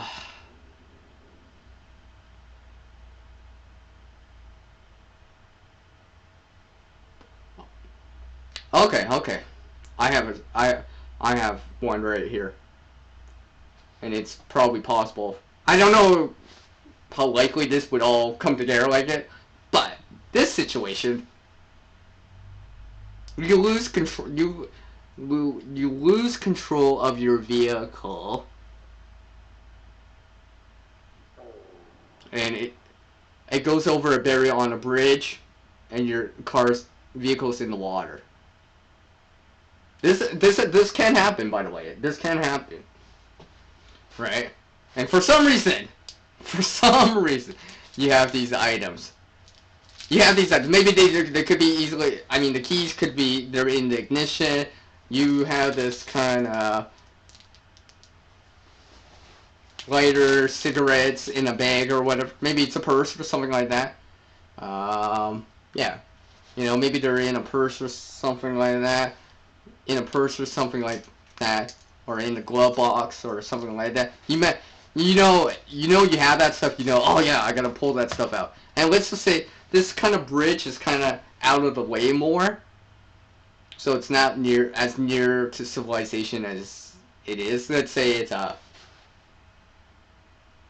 least 50 kilometers away from anything nearby. At least 50 miles, 50 kilometers away. At least. You know, at least. You're more in the countryside more. Now, this height of this bridge is not that tall. But the thing is, you just kind of lost control, unfortunately, right? I don't know. Something happened. Maybe something spooked you and you kind of swerved and you're like, Now you're in the water. Now the water's not that deep, but you do realize at the moment your vehicle is upside down. Now the water's not that deep, but because your vehicle's underwater, right, you realize, hey, this could actually almost start filling up with water, for example. It has happened to people, unfortunately.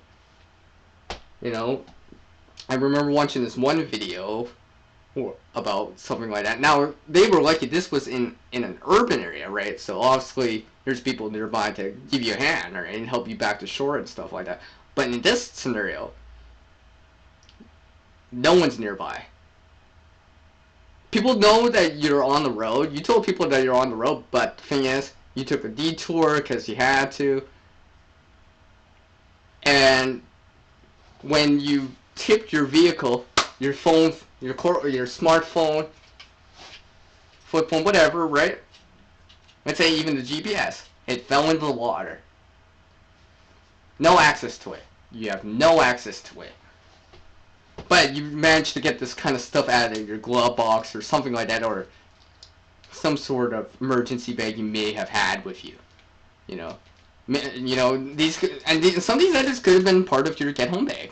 You know, your GHB, for example. So let's kind of think about that. Now, let's say the time frame is, we'll say it's summertime. It's summertime. Summertime. And for some reason, you know, you just blew a tire, but at the wrong place at the wrong time. You fall over this bridge. It's not that far. It's not that high. It's not that deep, but you're upside down. And your cabin is starting to fill with water. Now, in this situation, if the cabin, well, your interior of your vehicle is filling up with water, and you know, hey, I could drown right about now. Now, on a hot day, you may have the windows open already, so, you know, you could easily get out from there. But let's say you had the AC on, and you closed all the windows. And by the time you got back up, you know, you just kind of slip out of consciousness for a quick second because of the impact, right? You're just like, you're upside down. You know you're upside down because you can tell because, you know, your hair's dangling or whatever, or your hat's on the ground. And on the ceiling, what is the ground right now, but it is the ceiling. And you're just like, uh-oh, I need to do something right now, alright? You're trying not to panic and stuff like that, trying to think calmly here. You know the cab's filling up. The windows are not open, and because of the pressure of those water, even though it's not that deep, you can't open the door. Now, for anyone out there that has watched on the Discovery Channel Mythbusters, they have actually shown this, where basically what you do is you let the inside equilibrium, I believe, or equalize, so the water pressure on the inside equals the outside, then you can open the door. But the thing is, try not to panic, not to use up all the oxygen. Right? You realize the water's not that deep, but it's deep enough. Alright, and let's say, now, alternatively, you got this. Could use this to be like, try to break the window. It's possible. Let's see, what else we have here? Yeah, okay, so you get out of the vehicle now, you realize you're wet. It's summertime, you're lucky it's still summertime. It's, well, let's say it's 25 Celsius, about 75, 78 Fahrenheit out, so it's pretty warm out. So you realize, oh, okay, I'm gonna dry. You know, I'm gonna dry off. I'm not worried about hypothermia at the moment, something like that, or being too cold. And you're probably not gonna overheat the next couple hours because your body of water, so you could just dip your clothes into it. You're not the per se. And I will keep going on. I just want to say a quick hi to Corsair Trainers. Thank you, Steve, for taking the time to drop in. I appreciate it. Thank you. I appreciate it no matter how long it is. Because the support, no matter how long it is, I appreciate it in every way. So let's keep going on this scenario here. So you get out and you realize, oh man, where's my phone? And you just realize it's sitting at the top in the vehicle, wet and submerged. And you're just like, oh crap, my phone's not waterproof. And you're probably like, yeah, it probably shorted out already. Now, if this really did happen, I guess depending on how deep the water is and such, you may want to go back inside and try to, scavenge something, whatever it is, right? If you can safely still do that. Get some more stuff to use, whatever it is. You might have something else in the trunk, for example. You might have more stuff to work with. And for some reason, you managed to get an ace bandage, cigarettes, a lighter, a multi-tool like this Gerber multi-tool, and you pull the keys out of the ignition. So yeah, you have your keys with you for some reason too. Maybe you still had your keys in your pocket because it's one of those push button to start thing, for example. So you're out, you're drying off, you realize it's about afternoon time, about 3 o'clock. It's summertime, so you do realize you got at least sunsets. It's June, so you do realize sunset's not until like at least 10. So you do have time. Now, like I said, you're out in the countryside a little bit more, and you're not sure where the nearest, per se, civilization is. You're not sure. You're not sure for some reason.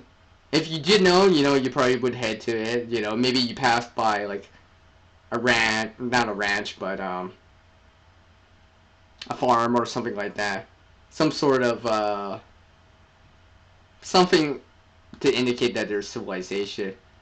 But let's pretend, nope. You've been driving for the last hour and then this happened at highway speed. So you're a couple hundred kilometers or miles away from anything you remotely know as like having people nearby. And this road or whatever you're on, it's not really used that much, apparently. It's one of those side roads. It's a dirt road. And you're like, oh crap, I am stuck here. I'm not gonna freeze because the clothes are drying off and stuff like that. You're not really getting hypothermia or anything like that yet.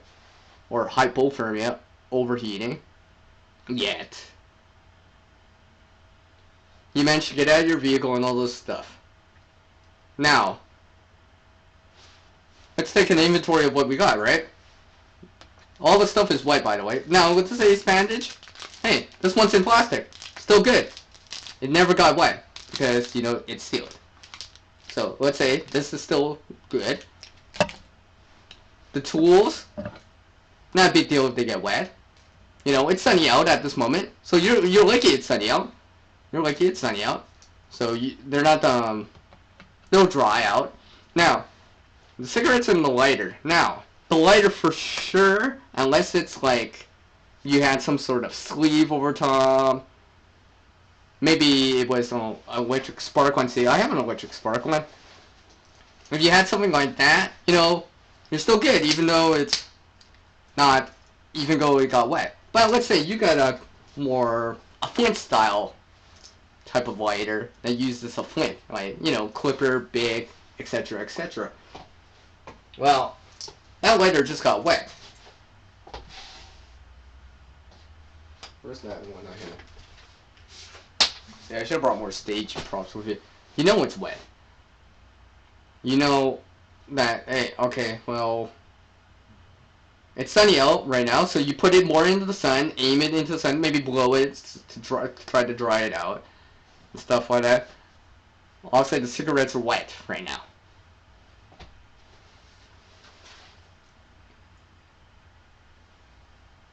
Yep. Now, remember, your vehicle is underwater right now, or partially underwater in this scenario. So it's wet. And as far as, for the most part, water doesn't support combustion. Now, like I said, you may, if it was safe enough after the fact, You might be able to scavenge something off the vehicle. Like I said, you got a multi-tool. You got a multi-tool, so you can cut some wire. Cut some of the wire, right? You know your vehicle's screwed. There's no way you're not be able to bring it back, right? So, and you realize you're in a serious situation where you're like, you know what? Maybe I should capitalize and start using this stuff off the vehicle.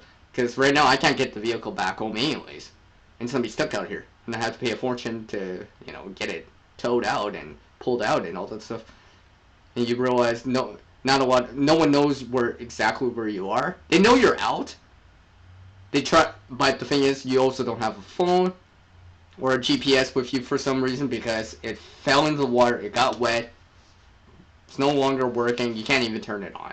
Can't even turn it on. Alright? After you salvage useful items, yeah. Yeah, see, that's another thing, right? And kind of, because right there, if I saw that, if that really did happen to me, for example, I'd be like, okay, can I get some more resources to work with?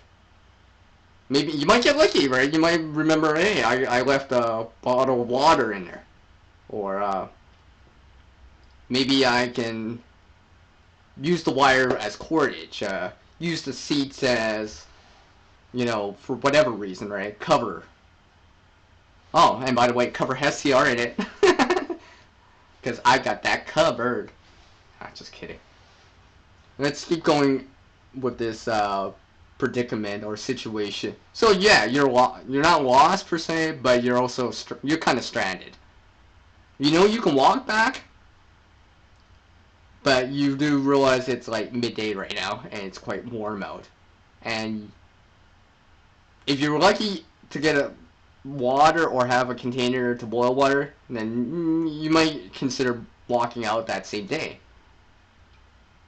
But if you didn't have water, even though you're close to water, but you know you do realize, hey, I'm in a more this kind of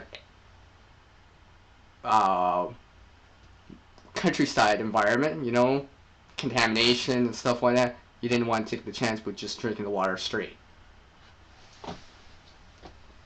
So what you decide to do, if you had water, you know, you may want to try to signal or walk out, because you're not injured. Luckily, you're not injured. You're not injured. Thank goodness, right? You didn't get seriously injured. You're still good. No broken bones. Maybe a scrape or something like that, or maybe you hit your head a little and you got a headache.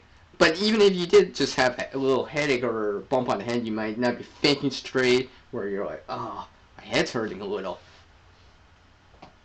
For something like that. Now, if you were, you know, if you, let's say you sprain something in that accident, well, you guess could use this ace bandage, kind of wrap it up. Maybe it might help a little.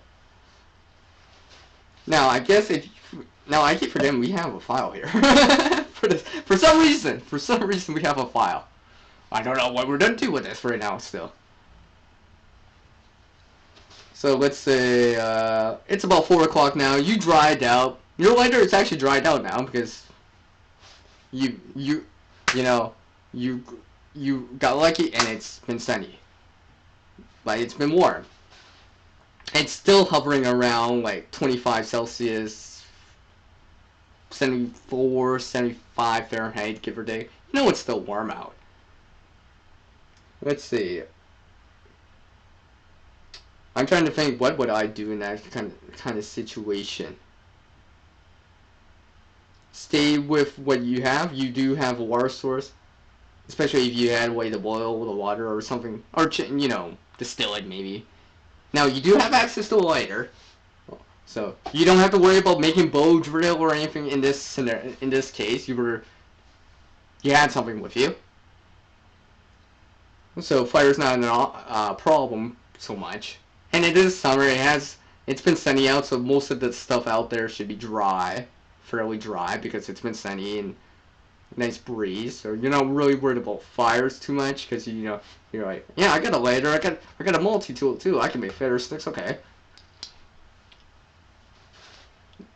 Now, here's something to consider right now. Remember, everyone, we're in a vehicle, right? We were in this is a vehicle. A vehicle has mirrors. Use the multi-tool, try to break off one of the mirrors. Use that for signaling purposes, or even to check yourself. You know, that bump on the head, maybe, or whatever, right? Just to say, oh, okay, I'm not bleeding anywhere else. You know, it's just bumps and bruises and stuff like that. And that mirror could be used for signaling purposes if you did see someone. If you did see someone.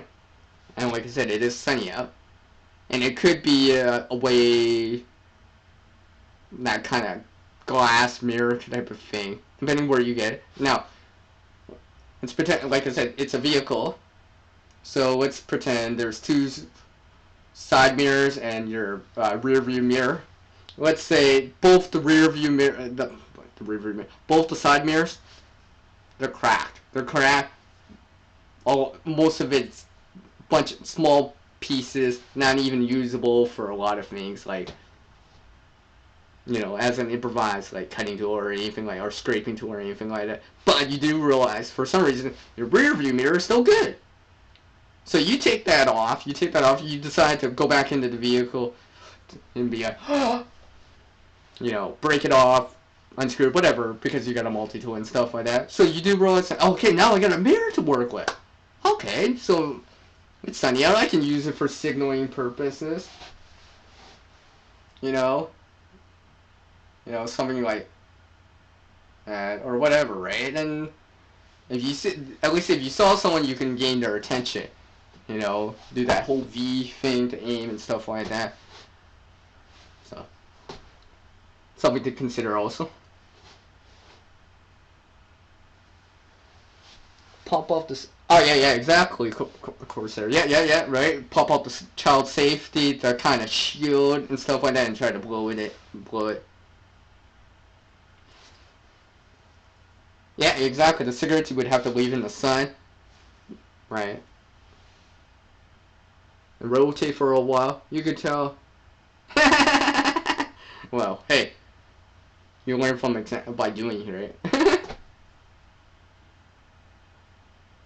Thank you, CT, for coming in. I appreciate it. Have a good day and a good evening too. Thank you. True. That is true. And I guess with a multi-tool, you might not be able to get the tires off. Let's just say, right? You know, unfortunately, you can't see, or you don't have one of those ways of a tool for removing the bolts, but you could easily just slice it off, right? Slice off pieces. That could work. Of course, you probably would wait until you can actually see something in the distance. Whatever it is, plane, whatever it is, right? Let's see, what else? Let's say you burnt a tire. You're not seeing anyone. And you're just like, man, should I try walking somewhere? Or should I stay here and try to walk out early in the morning instead? Like I said, you do not have a flashlight with you. So traveling at night, maybe not such a great idea. Yeah, you can make a torch, right? But it's not gonna go forever. And you know that you're 1-2 hour drive away from anything you remotely remember as civilization, or like a farm or anything like that. Around you just see a little stream that your car's in that almost drowned you, and a bunch of trees around. Now, because I guess you got a lighter, you know, fire's not that big of a deal. But you realize a little bit more, it's like, oh, I'm starting to get thirsty. It's like 5, 6 o'clock, a couple hours after this has happened. And you realize, what can I do for water? Now, there's probably a couple options I can think of. None of them would be that great, to be honest, but you know, now solar pasteurization using UV pasteurization or UV light, well, you know what?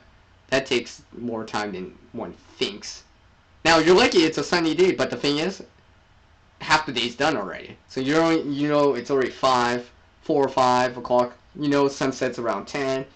You're only gonna get another 5 hours of good sun. Probably not enough, quite enough time for UV disinfecting over the water. Assuming you could find, maybe in that car you found like a bag or something like that to use, a clear bag. I don't think that's still not enough time. You might still be taking a chance. Now, you probably could leave it there and try again with it in the morning and maybe get some water like that. What else? I'm trying to figure out where you can get a container to boil water in that's in your vehicle. You know, I've seen before about plastic bottles, but you know, that'll probably leach something in to the water. I mean, you probably only do that as a last resort. And you don't have a lot of containers, so you can't really distill water. So I'm thinking water would be probably a big thing, pretty big thing. Because like I said, you got tools and you have wire, so you probably could snare something if need be or something like that if you did find it or catch it. But I think water would be a big deal. And like I said, it's summertime too. You know it's supposed to be sunny tomorrow, the next day on it, and you decide to stay the night. You know, you have your fire. You're smart. You decide to strip the seat covers and all that stuff off your vehicle that's upside down in the water. And maybe, and just maybe, you're smart enough to realize, hey, the webbing, the seatbelt webbing on these, it's quite strong. I could use that. Try to make a shelter with, I mean, the seatbelt webbing, I mean, like, it's pretty strong for what it is. Not that I get a lot, but I mean, in this situation, I just think water would be one of the harder things. And that's something you desperately would need. Especially, you know, you decide to wait the next morning to start heading off. Now, sunset would probably, around that time, would probably be like 5 o'clock in the morning. But you do realize, hey, I think it was supposed to get really hot the next day. Where from 25 or 75 Fahrenheit, or 25 Celsius, you're like, oh crap, I forgot. It's supposed to get up to plus 30, 90 Fahrenheit. And you realize, yeah, I'm gonna need some water. So, yeah, water would definitely be an issue. And you know, you decide to be smart and go early in the morning, as soon as you can start seeing. So you may be out there at 4:30, wherein it's right at dawn. You might be able to get out there for another 5 hours before the heat, before 9:30, 10 o'clock hits, where it starts to get up to like 24, 25 Celsius, 75 Fahrenheit, whatever it is, 78, 76, whatever it is. Yeah, that'd be very difficult. That would be a very difficult situation. Now, remember this ace bandage right here? There might be a way that you could maybe pre-filter, I guess, if you didn't have, you know, depending on what kind of clothes you have. And before you left this water source, even if you didn't drink from it, well, maybe you get your clothes wet to buy you a little bit more time. So at least you won't be sweating a lot of the water out that you desperately cannot replenish. Maybe you're using this as a, you know, you wrap it around your head, it's wet to keep your, and you're wearing a hat, right? To keep your head a little bit cooler, buy you a little bit more time. You know, similar to like a bandana that's wet. Something like that. So let me welcome with, can't predict.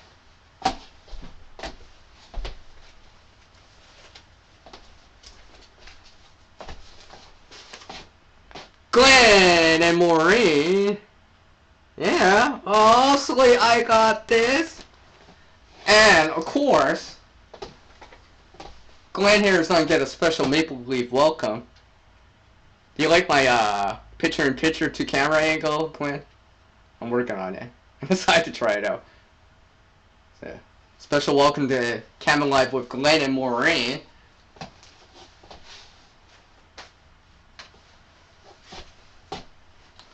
So, yeah, coming back to the situation, oof, you know, I think water would be probably one of the more important things. You know, shelter and fire, probably not so much. You have a mirror to signal with in this case, in this situation. I'm just trying to see if there's anything else you could scavenge from a vehicle to help you with water. And like I said, you do know it's supposed to be sunny and fairly clear, so UV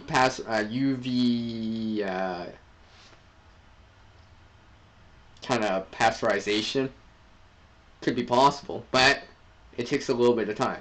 It takes time. I do know. I think it says, if I read it right, about at least 6 hours with good sun. Good sun. Because it's not the heat, it's the UV light. So you may have water later on, but at the moment you don't, because you have to wait for it.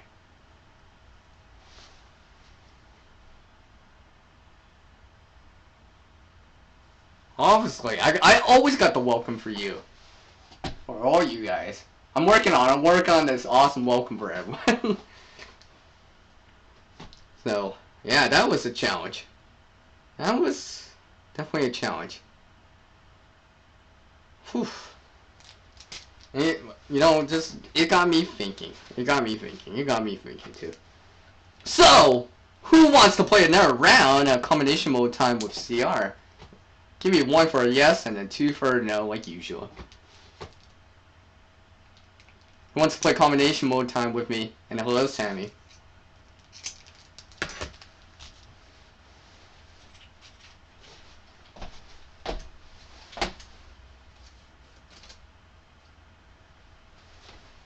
I don't have to think nearby, Sammy, or else it showed on the screen.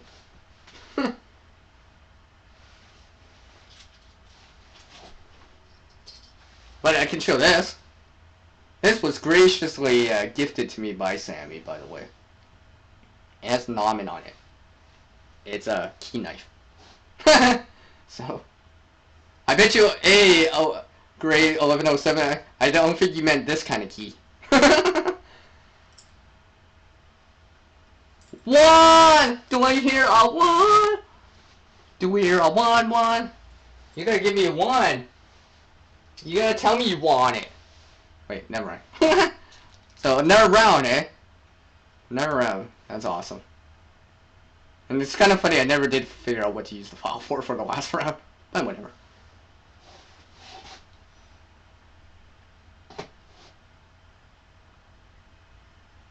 Alright, GM.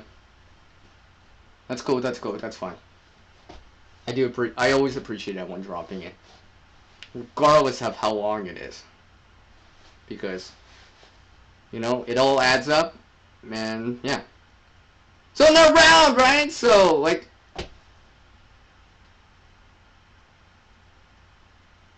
yeah, okay. Yeah, that, you know, that's an option right there. You know, if you collect deposit and stuff like that, you may have cans or whatever, right?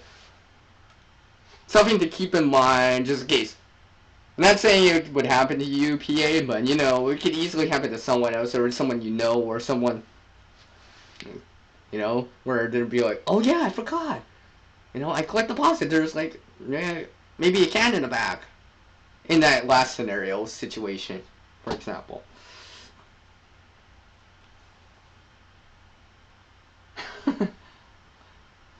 I don't hear you. No, I'm just kidding. I really don't hear you. I only see one. Alright, so another round of combination mode time with CR here, where we put together things randomly based on what the audience has. Now, everyone gets to choose an item right now. One item kind of deal. Could be a pencil, pen, anything like that. Avoid the tools part because I'm actually just going to leave that for me to decide. and I'll pick a scenario or situation or an event for this, and we're gonna see. Let's see, and we'll explore it. Kind of like a hypothetical question, and go from there. So everyone gets to choose one item here. And depending on how many people participate for this round of it, one item, whatever, like, could be anything. Fidget spinner, I mean, like, anything. Could be a straw. Could be a pen. Could be a pencil. Maybe you want to put in, like, you know, a USB cable with a battery pack. You know, I'll keep that as one item too. That's something that people carry. So. Yes, I do fish. So, while you guys think about that, I'm gonna sip on more coffee here.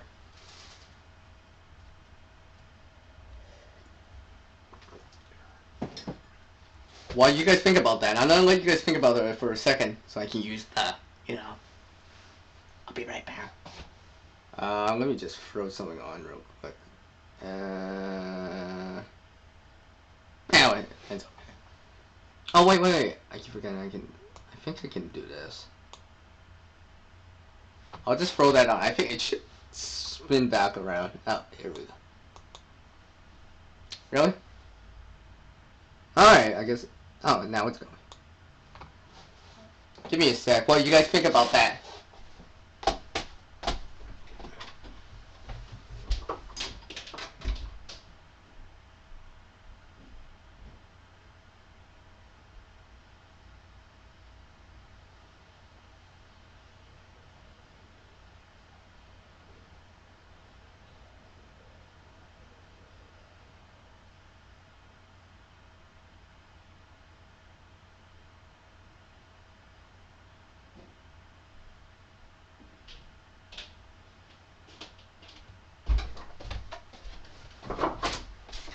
Yes, I'm coming back here. Let me just see who's back. Anyways, let's see what you guys got. You want the Ontario rat? Sammy, alright, fine. Fine. Fair enough.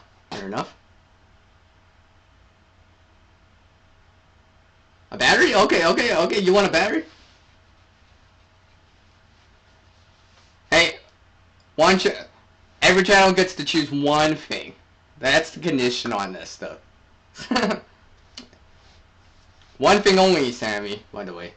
A battery? Yes, GoFish. You can choose a battery, something like a USB cable with a battery pack, a bank, or a battery pack, for example. That's too many things, Sammy. I want some other people to participate. And idea is, you know, make it a little bit different. It makes it more challenging. We gotta think more clever, think outside the box a little bit more. Because sometimes when you're problem solving or trying to find solutions for something, sometimes you don't have exactly what you need. You don't have that one thing that would make a world of difference, and you gotta work with something else or put something together to get what you need. So using what you have to get what you need and such. Let me welcome into the chat here Valerie. Hello, Valerie. How's it going? I could just picture you right now. I could just picture you right now doing stuff. Hopefully everything's doing okay with you and Steve. I do appreciate you dropping in. Thank you very much. Valerie, this is combination mode time. This is where the audience gets to choose one item, and basically I get to choose a tool to go along with that, whatever it is. And the item you choose, it doesn't really matter, to be honest. It could be anything, really. And I'm gonna present a situation or an event something like that, and we're trying to use those just the items that we're stating. You know, each one, whoever's participating gets to choose one item, right? We collectively have that together. There's a tool, like a multi-tool or something like that. I present the situation, and the idea is using the tool that I present and the item stated, can we figure out a way to put it together, to make it something useful, maybe help you out of the situation, make it better, something like that. It's just kind of a mental exercise. It's that problem solving thing. And seeing things beyond just what it is. That's alright. I mean, that's alright. That's great to hear, Val. Awesome. Alright. Sammy's gonna choose that Ontario rat, which is a folding locking, a folder that locks. I do have it nearby. Actually, I can go grab this. So you guys can think about, and it could be any item, pen, pencil. It could be as common as that, if you want. It could be, hey, a glue gun. You know, I'll present a situation for that, and we're gonna see if we can figure something that can help us out, something we can make, put together that can help us out in that situation. And the reason why I do this is because when things happen, yeah, it's nice that you got this survival gear of stuff, whatever it is, right? A bag full of stuff. Yeah. But let's say you cannot access it for some reason.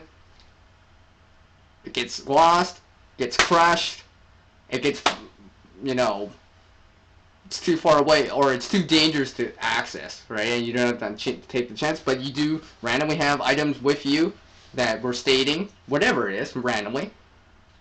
And you do have this stuff to work with, right? Whatever it is. It could be a lighter, whatever it is. So it doesn't even have to be, per se, survival or bushcrafting related type of thing. Or something you would consider as it. It could be like a pen or something like that. Pens can be useful, too. I know, because I've made whistles from them and stuff like that. A hairpin? Let me see if I think I got a hairpin. Can we use a bobby pin? I got a bobby pin. I got a bobby pin right here, Gray. I got a bobby pin right here. Bobby pin. It's kind of big. Well, can we use a bobby pin? That's what I got, so. I don't have a hairpin. I got a bobby pin. And yes, I am going to try to present an example on the screen for all of you to see. Knitting needles, yes, that's where I like to see. Gray, not Gray, Valerie. Oh, look at that! Here's a knitting needle. We'll pretend there's two. We'll pretend it's two. Alright, this is what I like to see. Yeah, this is what I like to see. Well, Sammy, you gotta pick one item in this case. One item. It doesn't matter what it is. Okay, Sammy. Okay, I'm gonna give you. I'll throw in the Ontario rat. That's a folding walking knife. For anyone that doesn't know, I do have it. I just have to go get it. I'll put it in, anyways. And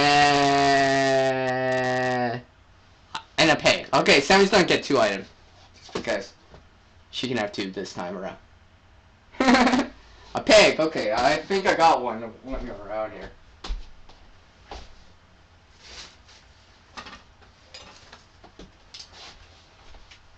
Yep, I do. See?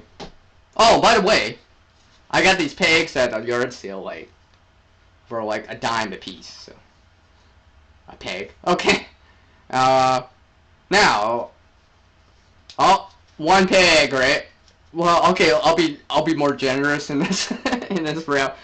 We're gonna pretend we have two pegs. At least two pegs. Okay, two pegs. This is starting to be very interesting here. This is gonna be very interesting. Nail clippers from PA with Andy here. Let's see. I think I got something here, but well, I thought I had it nearby. I thought I had it nearby. Well, everyone knows what nail clippers look like. Okay, okay. And we'll pretend that nail clipper has a file on it. That's a very common thing to see. Yeah, go fish a battery. You need to be more specific, though. There's a lot of batteries. I'm just saying. There's AA's, AAA's, C's, 18650s, rechargeable batteries, lithium-ion batteries, alright? Button cell batteries, so a little bit more specific. A little bit more specific, please. It'll just kind of help. Because that's kind of too vague. Or if you want me to decide on kind of more specific, just say something. I like this. This is gonna be interesting. This is definitely gonna be interesting. I think I got the item set, right? So we got a knitting needle from Valerie Reese. Sammy wants the pegs, and I will bring out the Ontario Red right now.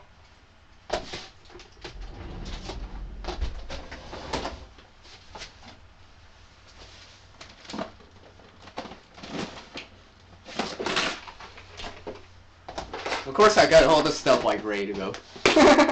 I like having stuff ready to go. It's really nice.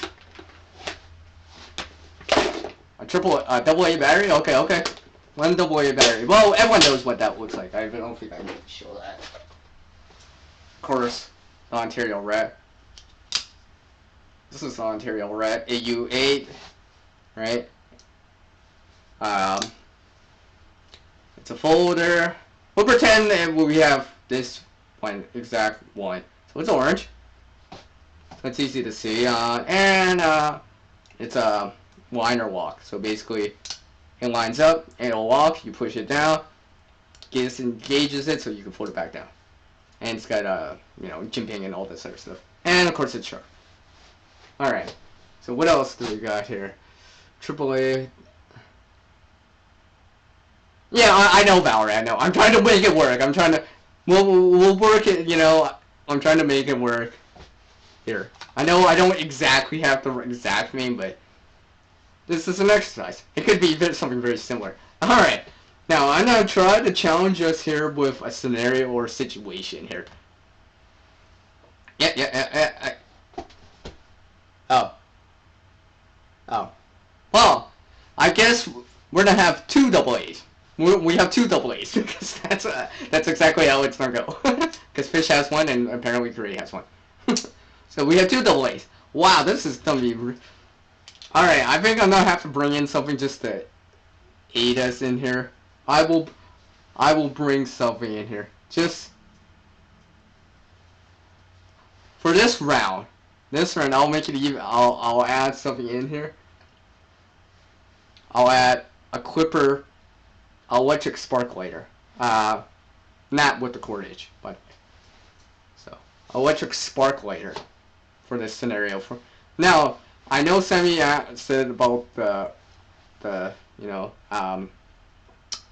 Ontario Rat here, but I'm actually gonna throw in one additional tool. Well, you know what? I'm actually not gonna throw a tool in for this scenario. So we got Ontario Rat. Luckily enough, we have two pegs somehow. Some sort of knitting needle, something similar to this. Two of them, okay. And some bobby pin, hairpin, nail clippers, which we know what that looks like, and two AA batteries. This is gonna be really interesting because I'm trying to figure out what it's a scenario where you would actually have this stuff. Wow. Okay, I think I know. This is gonna be real. Wow. I see. I don't want to make it too hard because I feel like if you only had this stuff and you're trying to get out of a situation or something like that, okay. Well, let's say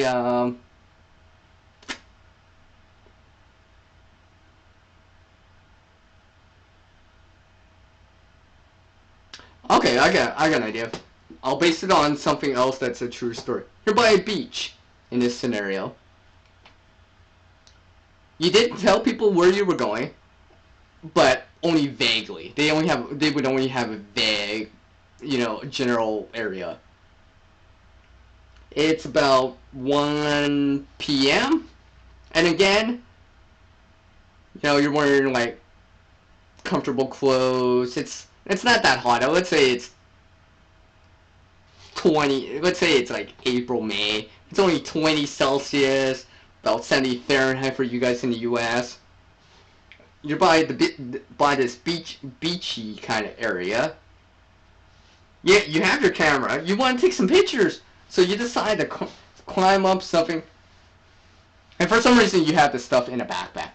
We're gonna pretend for some reason you have this stuff. I don't know, right? You have a digital camera. You're trying to take the selfie. You're like, oh yeah, yeah. And you're trying to climb up a little bit higher, and you, unfortunately, slip, twist, didn't break, luckily enough, you twisted your right ankle, your right ankle, for example, in this scenario. And for some reason you have these items, of course, right?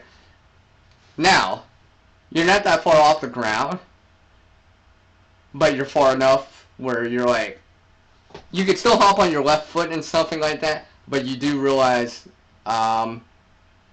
you left your car because you hiked in a little into this beachy area for the last like 2 hours. And now you're injured with a twisted ankle. Not a lot of people know where you are.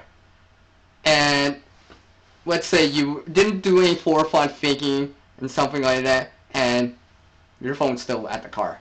I don't know why you didn't bring your phone.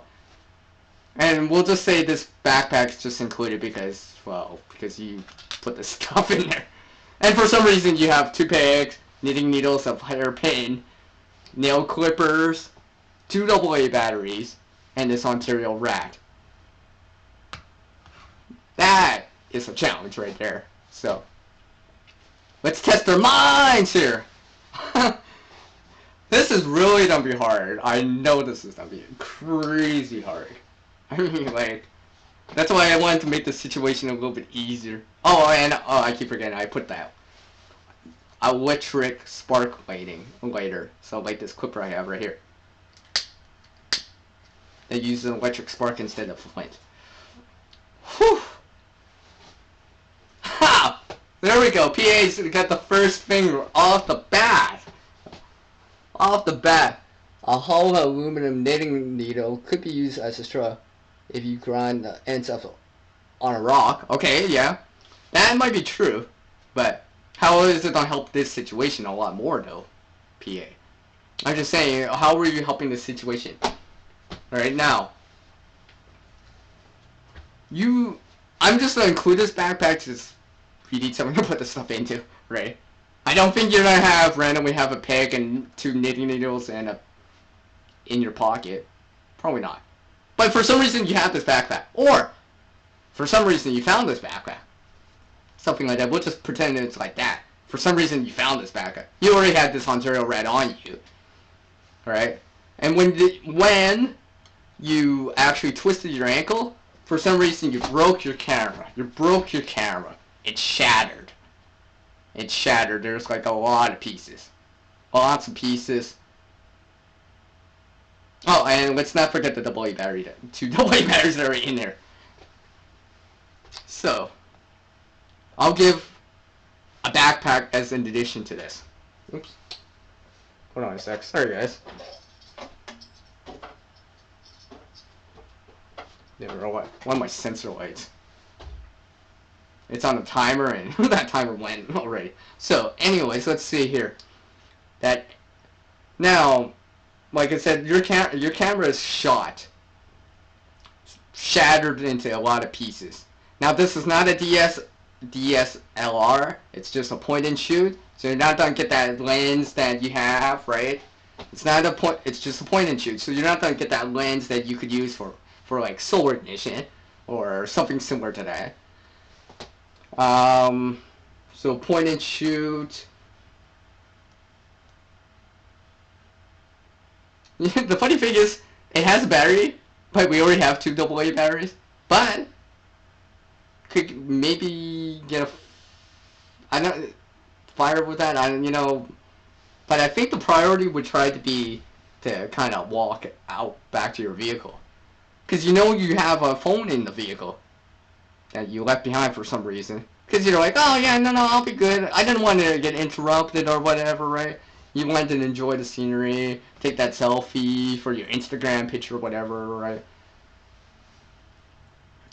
Wow, how could you? See, it's not like your ankle's broken, so it's not like you need to splint it, but I don't know. I'm trying to figure that out right now. Geez. True.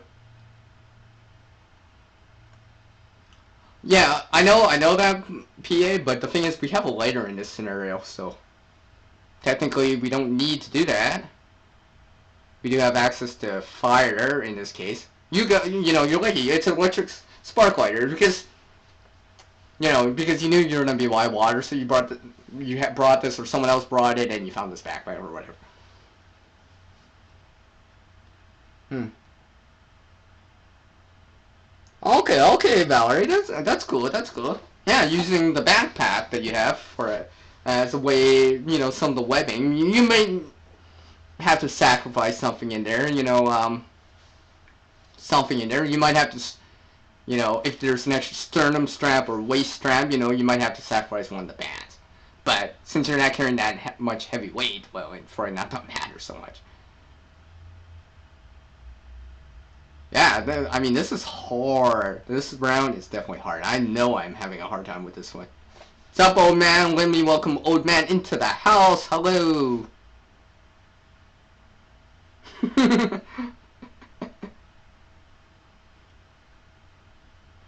Did you?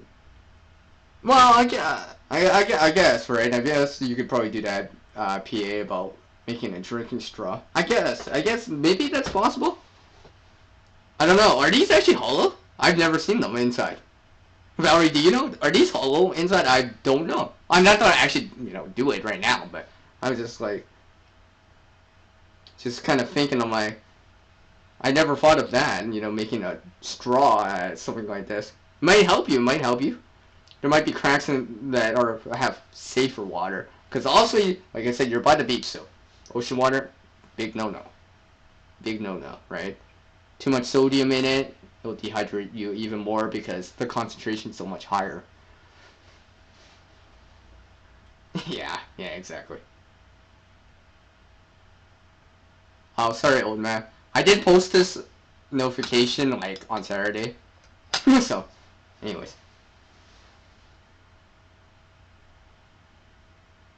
You don't think they're hollow?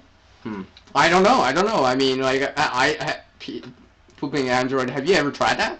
I don't know. I didn't know. I always, I don't know if these are hollow. So, if it's hollow, yeah, it could work. If it's not, well, then what? Then what? Then what? So we got these pegs. This is really, really hard. Really hard. Now, I guess if you had like some article clothing, you probably could get it damp and try to do it that way too, PA, right? I guess you could try to do it like that. I'm pretty sure you don't probably have some clothes on you. Oh, actual aluminum knitting needles are hollow? Oh, okay. Alright, PA. I'll take your word for it.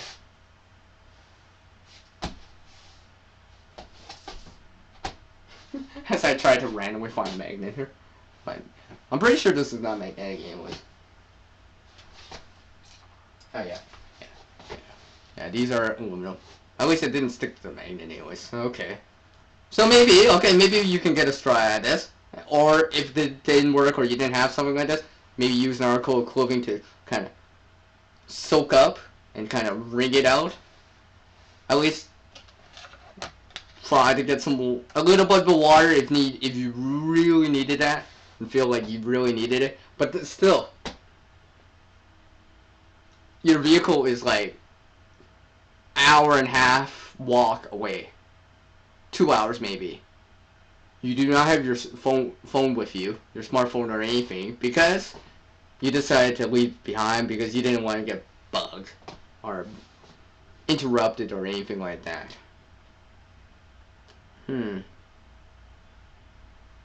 This is I do like what Val said about bracing it. Maybe that might work. That might actually, or at least give you a little bit more. Now, you're at a beach too. Okay, okay. Now, thinking about this, you're at a beach kind of area. There's rocks around. If you could get into the more forest area, you may be able to get like branches or something to try to make some improvised kind of what's the word I'm looking for?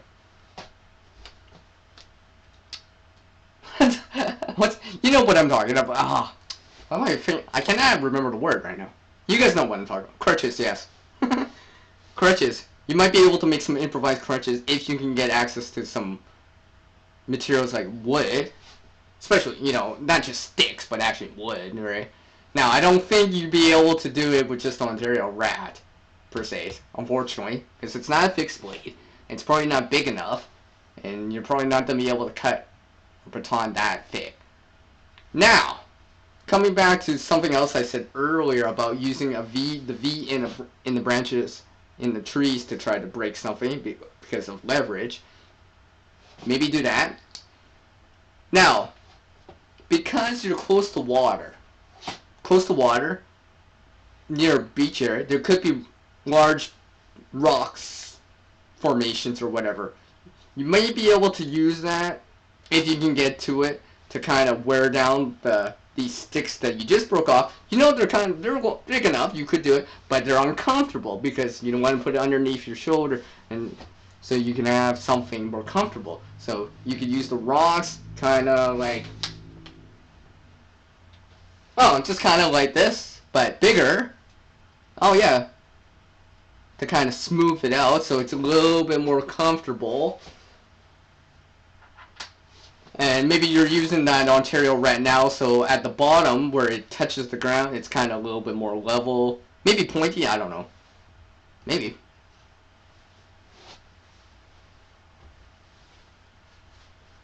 Oh, okay, thanks for clearing that up, PA.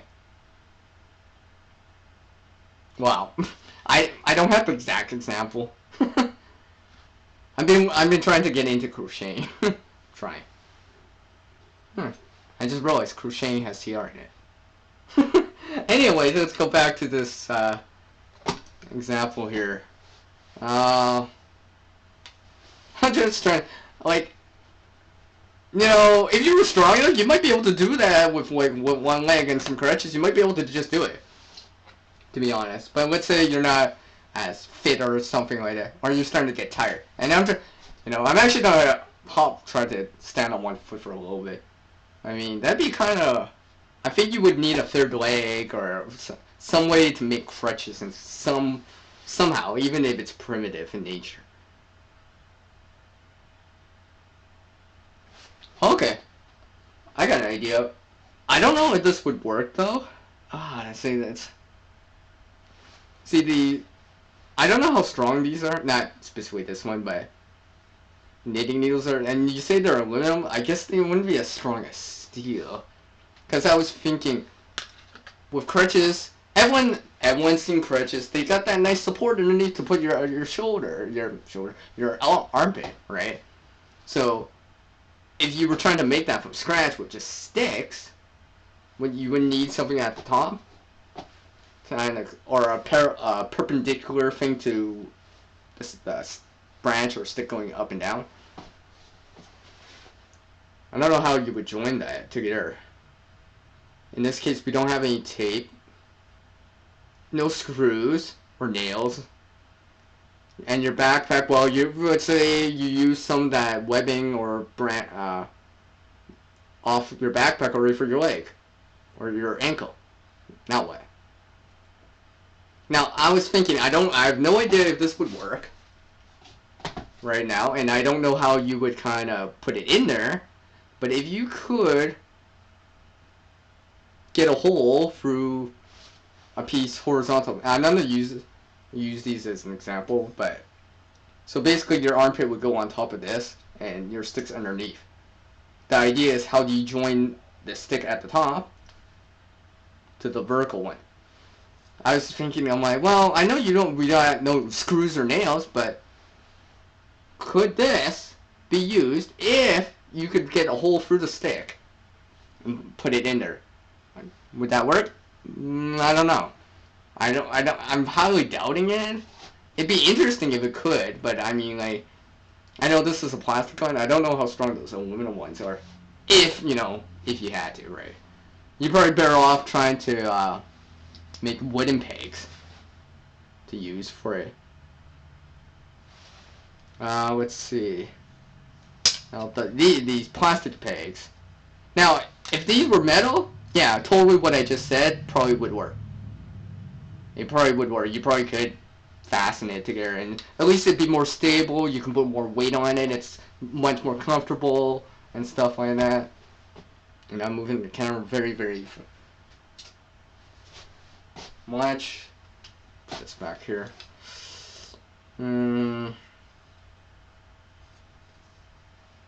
Well, I guess this is yellow. I guess you could signal a little.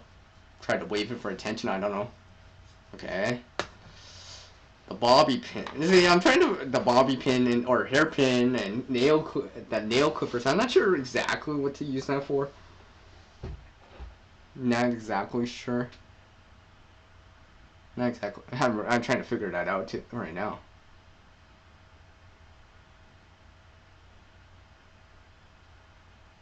Oh yeah, Y branch. Yeah, exactly. Yeah. Yeah, I guess you could do that too, PA. Yeah, I guess you would hope you could find ones that you can do this with, right? Remember, without a saw, that could be a little bit more tricky. A little bit more tricky to do. Even with a Y in the tree, because you gotta break it just right. I mean, like, what you could do is try to, like,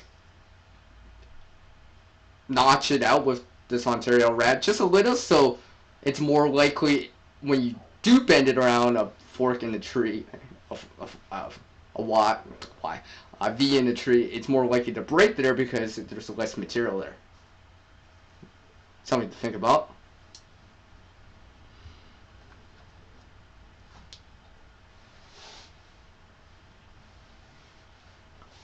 Wow, this is really challenging. Jeez, this is really challenging. This round. I thought the last round was interesting. This is even more interesting. But I think, like I said, the priority would be try to get back to the vehicle that you have. There's still enough time. You can do it. It took you 90 minutes to do it, but now you only have 1 foot, so you can only hop. Or maybe kind of, right? Kind of. You know what I mean? I should have changed the camera angle on this side, but yeah, that was really difficult. So let me welcome into the room Johnny from G Things Outdoors.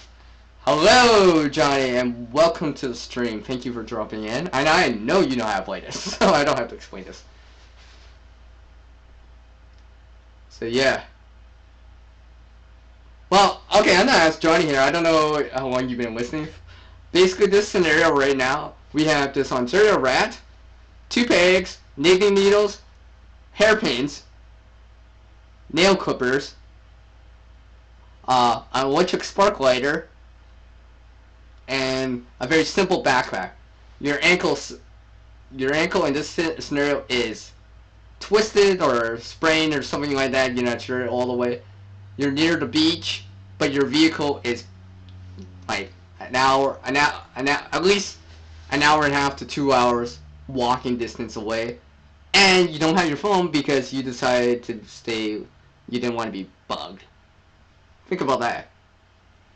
I know some of these people out here on the chat did present some pretty interesting ideas, and definitely I didn't even think about that. I was just like, as creative as I am, sometimes I don't think of everything. I don't think of everything. But, together we can think of a lot of things.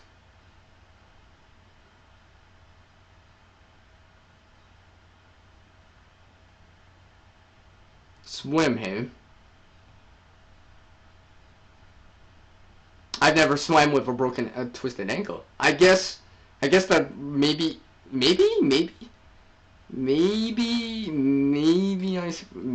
I know. maybe, I guess if you swam, you'd be exhausted. But I mean, if you actually saw people, that might be the only option then. I mean, you do have this backpack to put the stuff in, and for some reason you have a yellow peg and a knitting needles. Huh. Yeah, that is tricky. And the thing is, it's not like this other example where you had access to a vehicle to scavenge stuff off. Basically, you're only using what's at the beach, in the land, and these random tools, these random items, and one lighter and a walking Ontario rat here. And I'm still trying to figure out the AA batteries, by the way. Or was that the last one? I'm losing track. Let's. You might be able, like I said, Valerie, you might be able to swim if you actually saw them. I think, right? And you're pretty certain about it. Because, you know, if you didn't see anyone, I think your best bet is try to hop back to your vehicle. You know, get that phone. Well, I'll say if you hop back to the vehicle, not only do you have your phone, well, you probably could drive off. For example.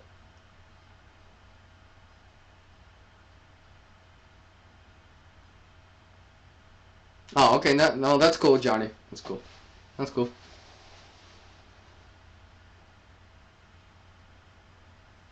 That's cool, old man. Thank you for taking the time to drop in.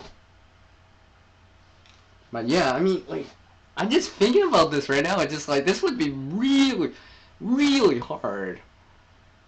You know, I think still one of the better bets is try to, like, make some sort of crutches, you know, bushcraft, primitive style crutches.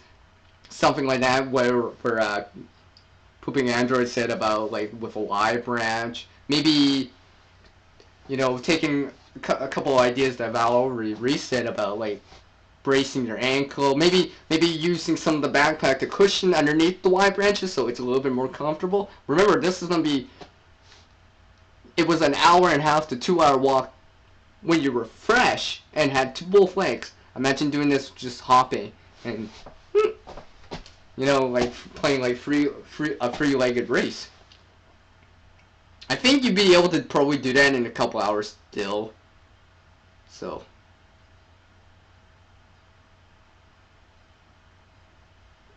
So let me welcome into the room, lovely Lisa, Warrior Queen. Hello, Lisa. Thank you for taking the time to drop in. I appreciate it. I do appreciate it. Just checking up on something real quick. Yeah. I don't know if you guys have something else you want to add into this. I mean, like, I've kind of just said what I said.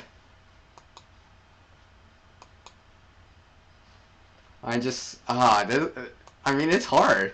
I mean, like, you know, it would make me feel, if I only had this, and suddenly found some, like, paracord or something like that, I'd be like, you know, hey, at least that would greatly increase the likelihood of being able to get out of there relatively quickly. Because now with the paracord, cordage, you could probably tie things together and, you know, stuff like that.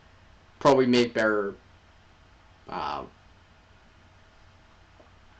everything, you know, crutches and all of that stuff. Because you could tie it together versus, you know, and probably have a nice cushion at the top and all this stuff. I don't know.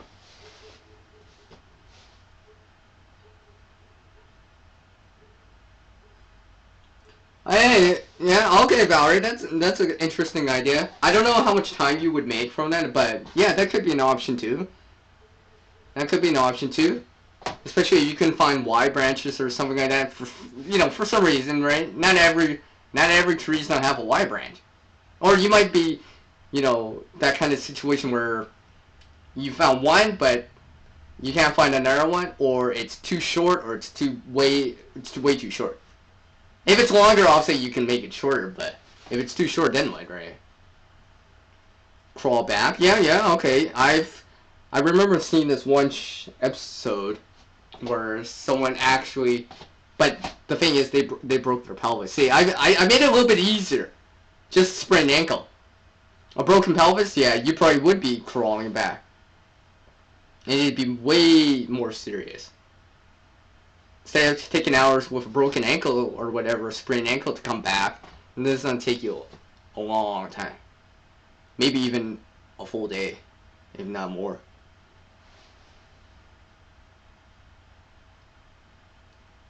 Yeah, okay, yeah, that's good, Johnny. I know we were talking about it with the pegs and stuff like that. I think that would, if it helped, right?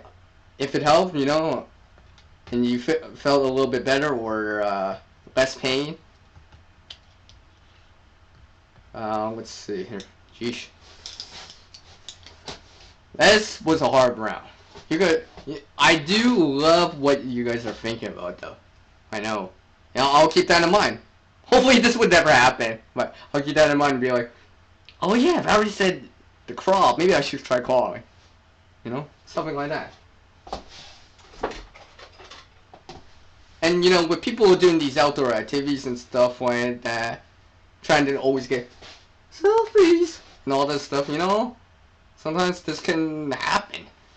I remember watching this show and I was just like, how many of those episodes I saw that a lot of them were injuries with like feet, legs, broken leg, broken pelvis, where a lot of them had to crawl. So, yeah.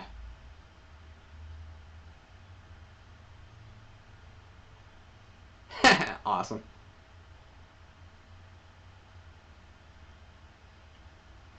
It's because I'm using this picture-in-picture thing. Because I think if I turned off the second webcam, actually, you know what? I'm actually not turn that off for.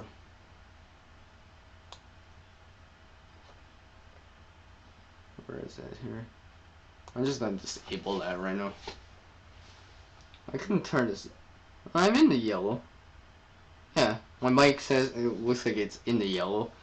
I have minus 9.5 decibels. I can turn it up. So, anyways, hello, gas mask. Thanks for taking the time to drop in. Anyways.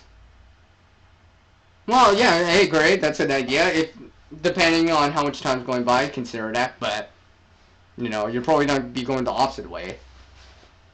But always, take a look for resources that could potentially help you in that situation, or in that situation. Not saying you're gonna find a phone right there, but, maybe, something else, right?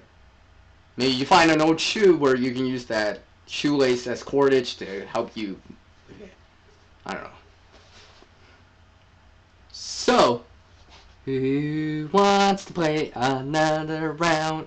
And I'm gonna sing it right now. Who wants to play another round? Give me one for this. One for another round of combination mode time with CR. And, two if you don't want to. And while you guys do that in the side here, I am going to take a quick look here. Yeah. I think what I'll do here, because I'm starting to get hungry. I think this will be a final round or next, yeah. If not the final round, then coming close to me closing this stream for now. So, you guys want to go for another round? I can go for one more round of this. I really do enjoy your guys' input on this, because it was really interesting to see your guys' point of view on it, what you guys were doing in a situation like that. Now, obviously, when you're in pain, obviously, mind over matter, it's right. Johnny's in with a 1 right straight up.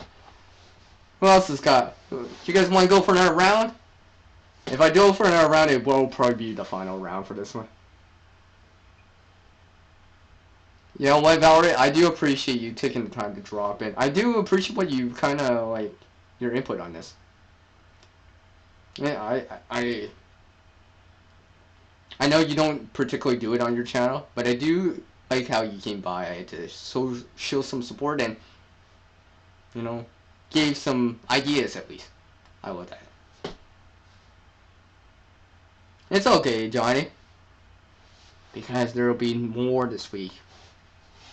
There'll be more this week, Johnny, so, you know, when you see that notification from, you know who, CR, you'll be like, I don't work, I got time. I'll even make it in the evening. I'll make it in the evening. There will be one more accommodation mode time this week with me. I'll try to put it in the evening more, because I seem to do better in the evening with it. I tried a morning one, but it wasn't as great in terms of turnout, but, I mean, I do my streams at different times just to give different people a chance to drop in, check it out, reconnect, and all this stuff.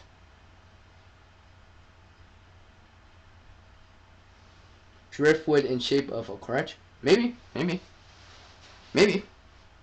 Could happen. Could work. And maybe, like, use the Ontario red to kind of reshape it and stuff like that. Alright. So, for this final round here, each person, again, one item. And I'll probably I get to choose one item, and you guys do not get to choose a tool for this round. No tools from you guys anyways. I will be picking this tool for this round. So while you guys think about that, I'm gonna have more coffee.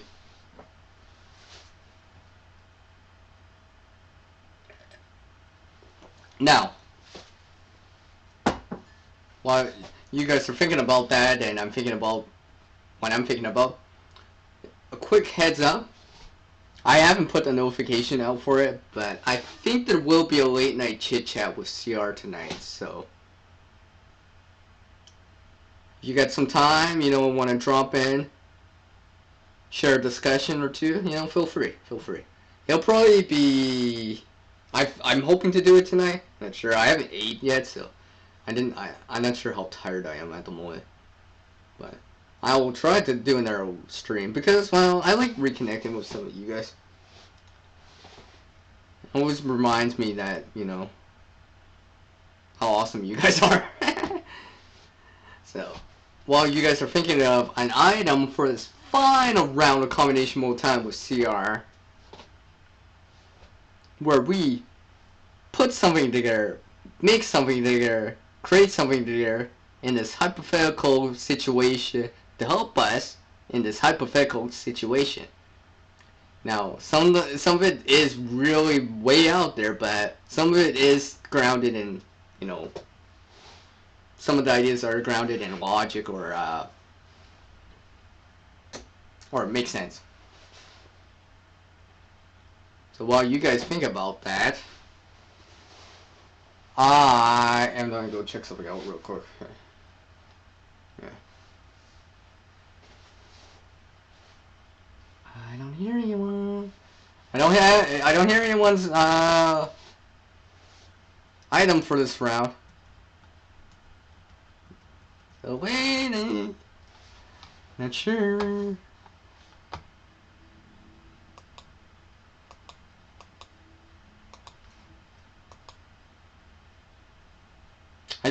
I know I only have 3 people in the chat right now, so.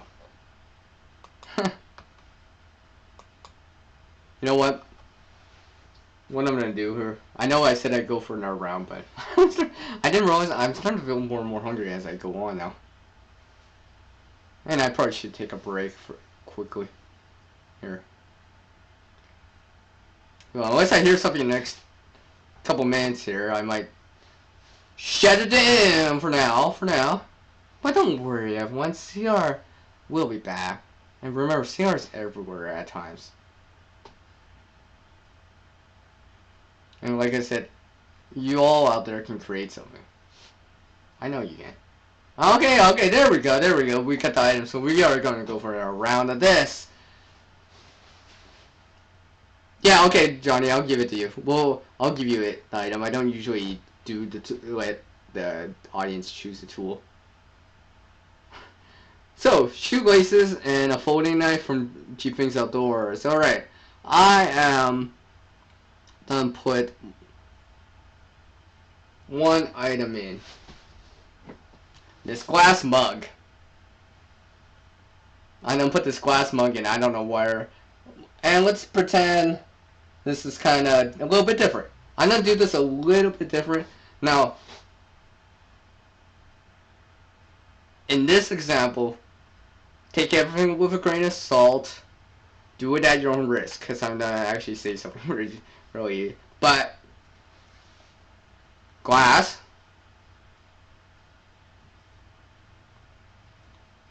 With no coffee. We're going to get a folding knife. And shoelaces. Alright? I will add one more thing in. I will add one more thing in for this round too. If you guys guess what I'm bringing, I'll laugh. But I do have something.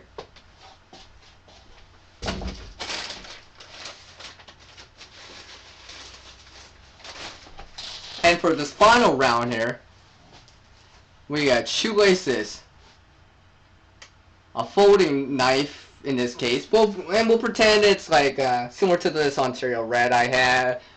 It's a folder. It's got a liner lock. It does lock and stuff like that. And it's sharp. It's not serrated, for example.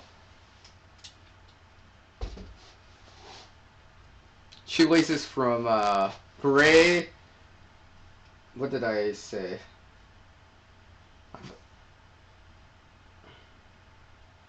There's something. Anyways, for my added thing here, I'm gonna add for this round a cowbell. Okay, Lisa wants to put in a cowbell. Okay, Lisa, you can have the cowbell. Yeah, okay. Here's the scenario right here. I'm gonna add in a pad, a feminine hygiene pad for this round. Like I said, when I create, nothing's off limits. When I create, no resources off limits, regardless of what its intention or what it was meant to be used for. Because sometimes you're gonna put that stuff, that kind of feeling of it, of behind. Because if the situation is serious enough, you're not gonna look at it as this. You're not looking at it as a resource that you could potentially use. So we got shoelaces, folding knife, something similar to this Ontario Red, a cowbell, which I gotta remember what a cowbell looks like. I mean, I guess I should know. And this feminine hygiene pad. Alright.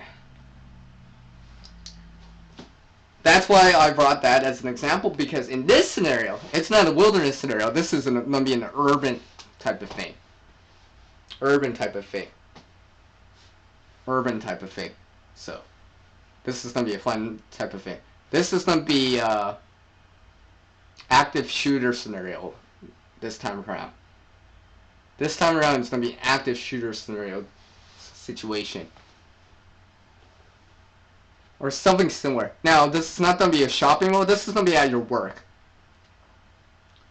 And let's just say maybe it's not an active shooter. Maybe they just have a knife. You're not sure.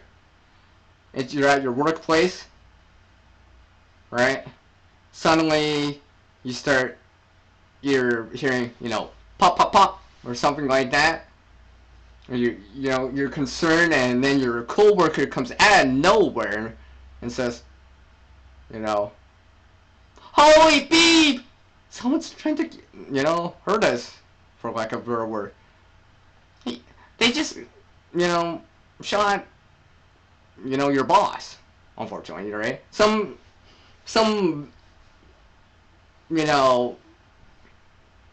not jealousy, but, just angry at the company or something like that. And for some reason, these are the items in this case. Now, I know at a work site and stuff like that, you probably don't have other items, but let's just try to set up with these ones as much as we can. So, in this scenario here, you're in a warehouse. Your coworkers just told you this, right? Now, I think first thing, and this you know there's only one exit out at this area that you're currently in the warehouse area.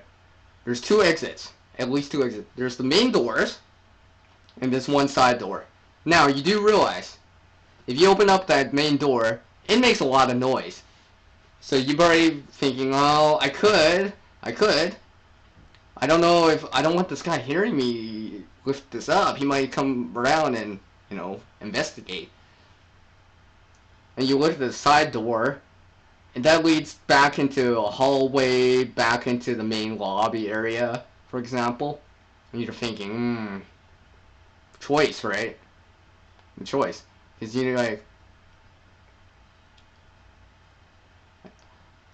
now, let's say, you're like, oh, CR, just raise it up a little and just go underneath it. Yeah, okay, yeah, that's probably a smart thing to kind of keep in mind. But let's say this guy was really intent on, really intent. He barricaded it. He disabled it. He knocked out the power. He knocked out the power in this area. For whatever reason, right? There's no power. There's no electricity in the building, so you can't open the door. So now you gotta go through the side door, unfortunately. There's no windows, and you don't want to break a window because, it's gonna be too loud. He might hear it. He's trying to find you somehow. He's hanging around somewhere. I shouldn't even say he. This person, could be he or she, it doesn't really matter, right? You don't know who they are. You thought you heard pop, pop, pop. You're not sure. It sounds like it. Right? You're not exactly sure what they got on them or something like that. And for some reason, these are the items you have. Now, in this situation or scenario, like I said, take it with a grain of salt, because obviously you probably would do things differently, do it at your own risk kind of thing. I'm just kind of exploring the idea a little bit more. And kind of make this kind of a little bit more interesting for this final round of combination mode, where you put things together. Because sometimes you have to improvise and use what you have, or can get access to make it work, hopefully. So, I mean, I know you guys are not saying a lot at the moment. I know it's tricky, right? It's one thing to be out in the wilderness. It's totally different in this kind of scenario, type of active shooter scenario. Yeah, I'm gonna pretend this is a Sunday. For some reason they chose Sunday. They're picking, right? And there's not as many people in your workplace this time around. But for sure your boss is gone or been shot. Kind of know where he is, and you want to get out. Now, at work, you're not allowed. In this case, you're not allowed to have your phone, your smartphone, or on you. For example, it's in a locker, safe. But the thing is, you gotta get to that phone. This guy was smart. This person, I should say, was smart. They cut the electricity They cut the phone line, so you can't dial out on a landline. The only way to dial out is to get your phone.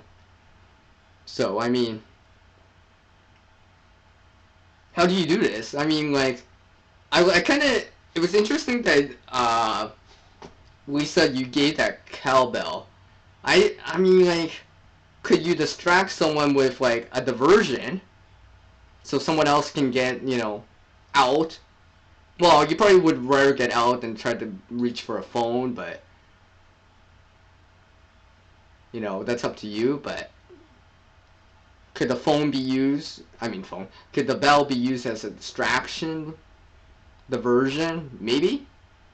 Now, obviously, the folding knife in this case is probably going to be your kind of self-defense last thing, right? I would hope it would never happen like that. Now, Gray, you bring this Gray 1107. You bring this shoelace, right? depending on this guy. If you force the guy to come to this one area, you know, maybe you're lingering, drawing them out, trying to draw them out, right? Because you know you have no idea where they are at the moment. But if you can deal with them, then you can make it out, for example, right? Now, please, everyone out there, this is a hypothetical question or scenario, right? What you do in the real world is up to you at your own risk.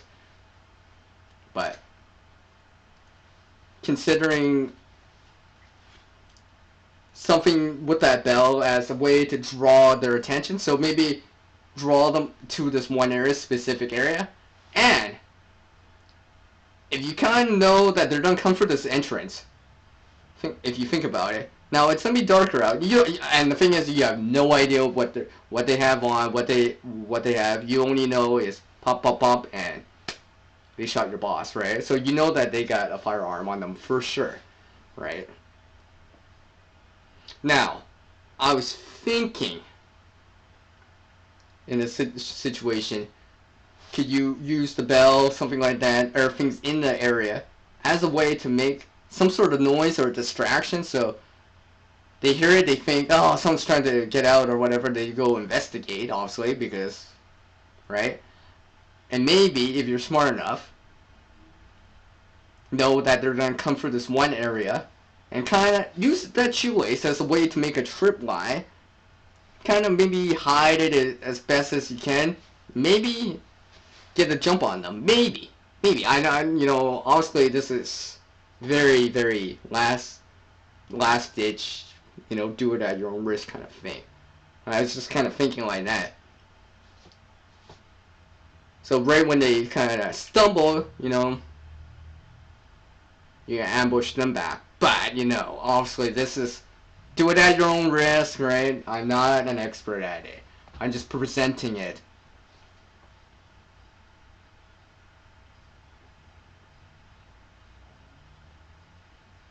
Yeah, see, exactly, Gray. I mean, like, use it as a distraction, right? Because you know that they're probably I'm gonna use they, not he or she. They are trying to do you harm, right? You know that. You know that at the moment you're quite confident because your coworker says, "Oh yeah, I only saw one person." You know, if it was more people, you know, I don't know, right? That'd be your choice or whatever, but I mean, yeah, I know I know what we could use this for if need be, but hopefully it wouldn't come to that.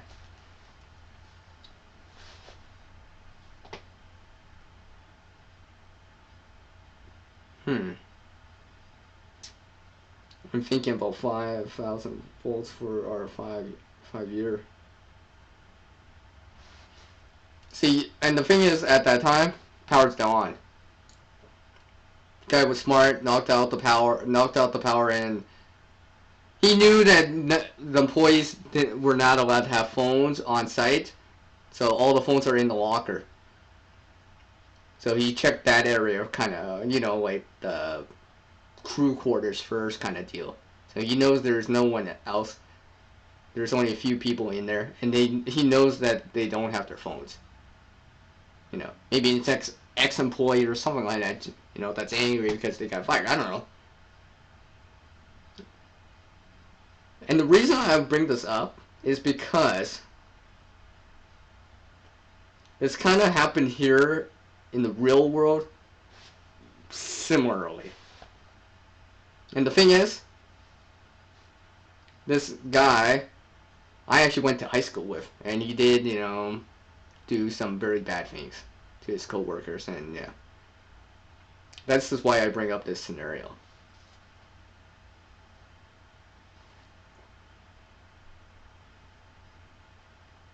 I just, I mean, like, oh, I'm just thinking about it, and I'm like,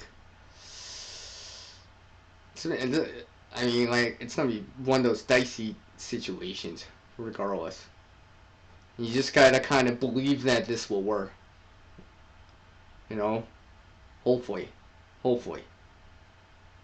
Now, maybe you set up a way a tripwire so like this something heavy falls on top, or like some sort of like, for lack of a better word, cloak or jacket falls on top of it, or like a big blanket, so they gotta take it off so they can't see right away. Now, right? I mean, that's gonna be tricky. So, so I'll let you guys keep thinking about that for a little bit. I mean,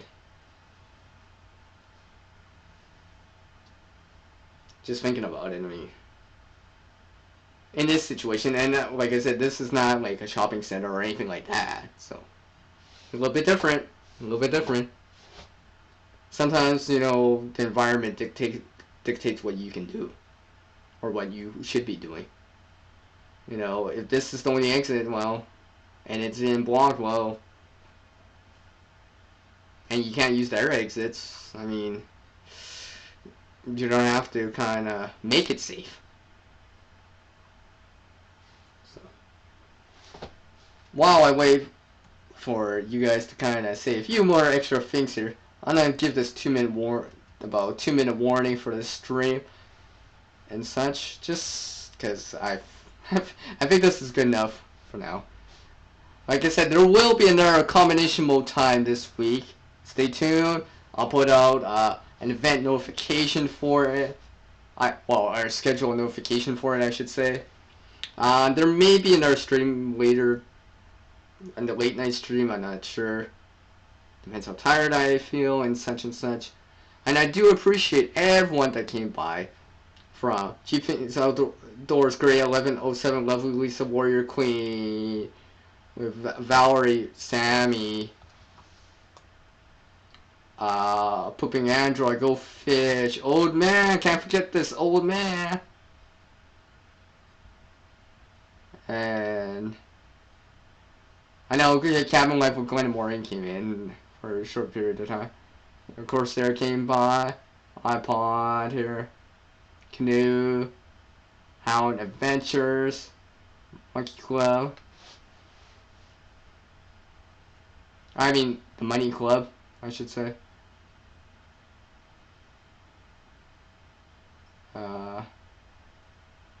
And I think I also had Arceo and Jason and Cruiser Mac. Special thanks to all these people that participated and joined this live stream while it was live. And you're catching this replay and you're still here. I do appreciate you sticking around. Maybe if you had your own ideas for any of this that I didn't mention, that the side chat didn't mention, just timestamp it in the comments and write it in. I'll just it's just easier. That way I can be like, oh, yeah, that's something I didn't consider or the side chat didn't consider. Well, Valerie, you're just right on time for me to end the show. But don't worry, Valerie. I'm hoping to have another live stream. I just need a short break. I've been at this for a while.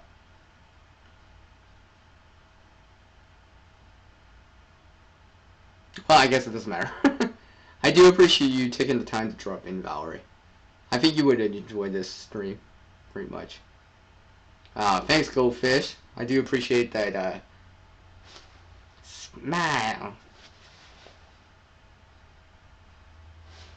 So yeah, if anyone takes anything from this, is that, a little knowledge can go a long way. Because, gear is great. I'm not admitting, yeah, I love gear just like everyone else, right? But sometimes, you may not have access to that gear. You might not have access to that get-home bag. You might not have access to your vehicle, for whatever reason. Where, you gotta think outside the box and improvise. Well, this is why I do it. It's not to find the right answer, but just to kind of exercise on mind. So if you have to improvise again, you're kind of, you thought of this before, so you'd be like, oh yeah. yeah, I think this would work, blah, blah, blah, you know, depending on the situation, right? Like everything in this stream, take it with a grain of salt, do it at your own risk, and educate yourself a little bit more about stuff. Thank you, Graham. I appreciate it. Take care, too. So let me just swing my thing to the side here. So yes.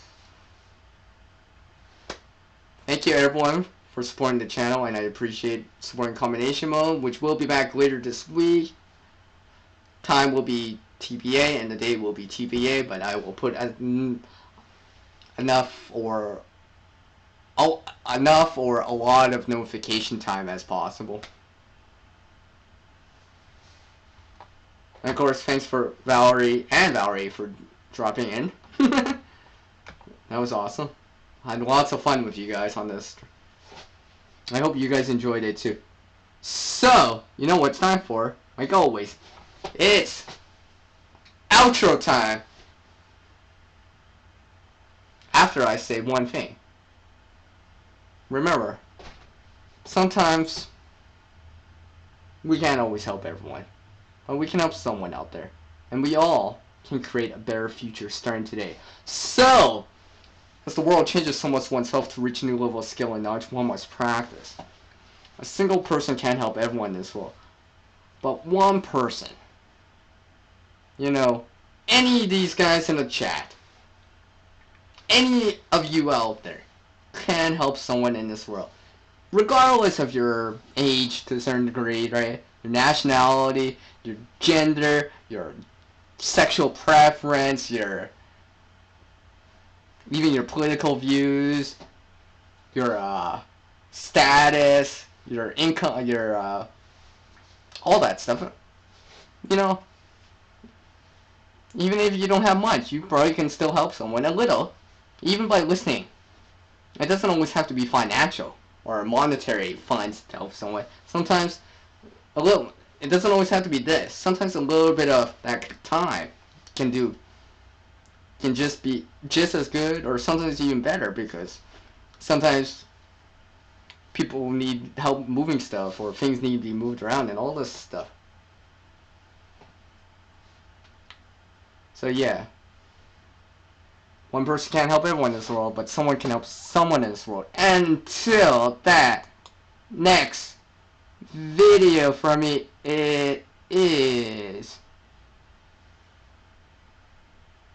peace out from you know who, the guy that's in creation mode 98.6% of the time. It's peace out from creative redundancy, also known as CR. And I'll catch it all on the next one. Take care, all.